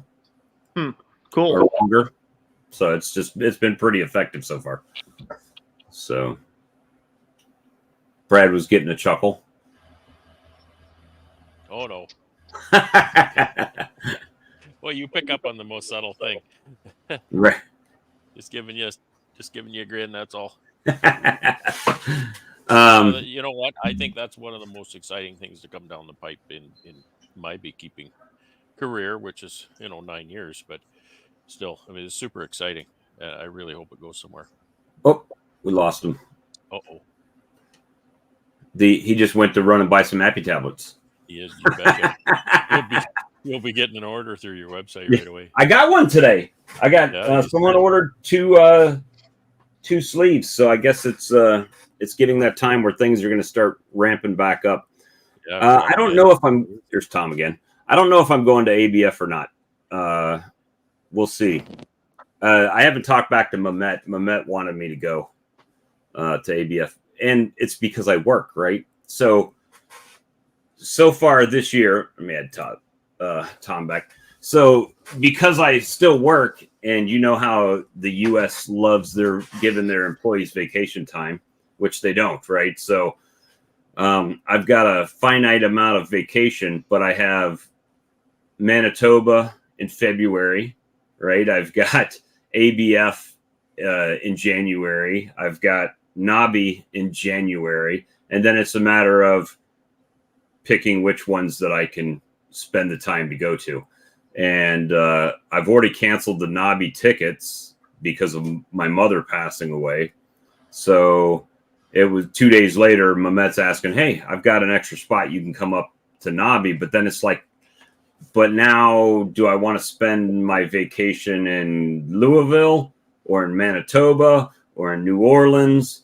Or so that's kind of the issue right now. Or do I just want to fire my employer and go all over the place, you know? Yeah, Jim says Manitoba in February. Are you crazy? Quiet, Jim. Don't tell him. I have no winter clothes. I've got a hoodie. Is it hoodie weather in Manitoba in February? It might be. I don't know. It's hoodie weather right now. Hoodie plus I'll meet you at the airport with a parka. Because you know I won't be wearing it. and a sled dog team. And a sled dog. I was going to say it's hoodie weather for Brad, but for me and you, Bob, it's like Parka City. Brad will show up in short pants and a hoodie. Yeah, Exactly. exactly. T-shirt and Kinda shorts and all. The Hive life last year, I'm down there in Tennessee running around in T-shirts and everything, and everybody else has got toques and mitts and gloves and ear muffs and everything. I had a hoodie on. You know, I went to Toronto years ago. I was in Toronto, and I think it was middle of December. And I'm walking down the street. I'm not in shorts, but I'm in a T-shirt, and I'm walking down the street downtown. We're trucking along, and this guy comes just beetling up right beside me, and he comes right up and he says, "So where are you from?" He says, and I didn't clue in until just then. I looked around, and everybody else is wearing like heavy jackets, and I'm running down the street in a T-shirt. He knew I wasn't from there. yeah, that's how it was 2 weeks ago down in Mississippi. Everybody was asking us where the heck we were from, because same thing down there. They got literally the big parkas with the fur and stuff on it. I'm looking at Alan, and it's like, man, I'd be cooking in that. And it was, you know, What do they do when it gets cold? We came home with a suntan, for crying out loud. Yeah. Phil, don't buy them at Nobby. I sell them for the same price. Buy them from me. I'm supporting Mamet. You support me. That's how this works. I still got 8 cases out there. Actually, 8.5 cases. So I got a half case in here. So Buy them up, people. buy them up. That's right. And I would say I'd do free shipping, but That's the effect of that good idea fairy when you end up with piles of stuff sitting around not selling. well, in fairness, he delivered me some to take to a conference, and I took them to the conference, and nobody's heard of them, right? So it's like it's a whole learning curve, and it takes a period of time. It's kind of like Hive Alive, right? Hive Alive fondant and Hive Alive liquid. They did a great job on marketing, but whenever you ask anybody, and I challenge you, ask somebody, hey, and Charlie's done it, Charlie's used it, and ask them, say, hey, how's that Hive Alive doing? The only thing they say is, well, my bees look good. Well, what does that mean exactly? Right? What I mean, it's speculative, right? I mean, some people open their box of bees, and like Charlie said, there's 12 or 20 walking around on the top frames, and they're like, oh, my bees look great. And then if you went to Ian, he'd be like, those bees look like shit. You know, so it's like it's all speculation on how it looks. You want to choke them darn bees out. So I think that's what I asked Bob earlier when he was trying to beginning of the year. You know, oh, here, look at that. You know, I was like, what, did a few bees wander into that box? Where's your hive? Yeah, I had a hive beetle hive that bees moved into. But Tom, it's like you were saying about spirulina, because I was, you know, a friend of mine, Nancy, had that, and she couldn't get it anymore. She was getting from another commercial keeper in Pennsylvania, where he was buying it by the pallet loads. And but you've told me that you had results with it, you know, visual results. And yep. Right, you say, and I had visual results with Apis, and in Hive Alive setting their products down, and I used their liquid feed form, and I put it in my, and it was like, okay, Maybe I have to wait. I mean, Hive a lot or Apis. I took me all winter till springtime to figure, to see the results. But I don't. They're always talking about gut health, gut health, gut health, and I'm like, okay, does that equate to more bee population and more honey production or whatever out of our bees? I haven't seen it. Gut health do all that. I don't have. It's kind of like if you don't see your bees crapping all over the front of the hive, then I can't tell if their gut health is better than before I used it, right? Now, if they were crapping all over the hive and I started using, they stopped crapping all over the hive, then I can notice that. But I can't notice if I don't have a before thing I'm trying to fix, right? It's still correlation, though. It doesn't prove causality, right? You need things like microscopes and labs to really. No, it's a proven fact that Nicolas Cage, when he makes a movie, somebody drowns in a hot tub. That's well, that is well, it's a correlation for sure, and that's the perfect example that correlation doesn't prove causality. Like, Nicolas Cage, is he responsible for those drownings? Yeah, I think he is. I don't know. It hasn't been proven. And if you don't know what we're talking about, guys, there's a website out there that it takes totally random facts, and then they put them together, and because they have some sort of correlation, they have nothing to do with each other, but you can make an argument that when this happens because of the documentation that they put together, right? Lockstep. The craziest things track lockstep. It's spurious correlations, I think, is the. If they used Hive Alive in that hot tub, he wouldn't spoil. Hive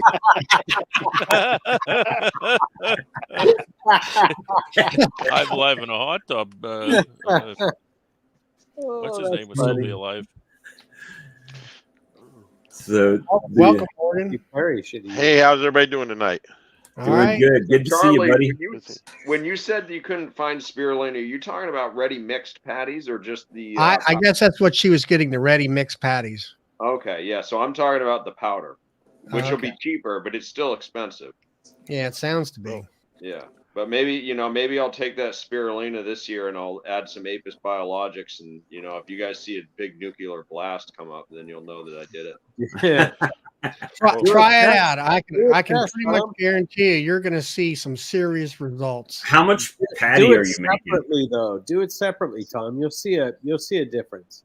Yeah. So I make it in 5-gallon buckets. So like this year, I went through 2 40-pound bags of Ultra B, and then how much spirulina was it? I think 12 or 18 pounds, but whatever, 25%. Oh, well, yeah, 10 pounds per 40-pound bag.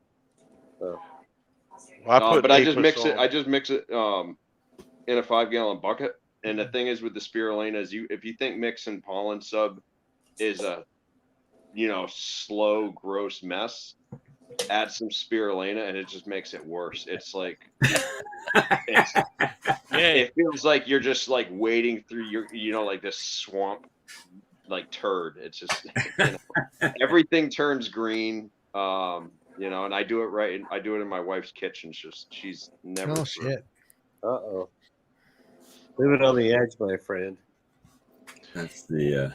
I mixed up Apis this spring when I got some off of Bob, and I had sugar water in my feeders, and the bees weren't touching it at all. I think so I emptied that out.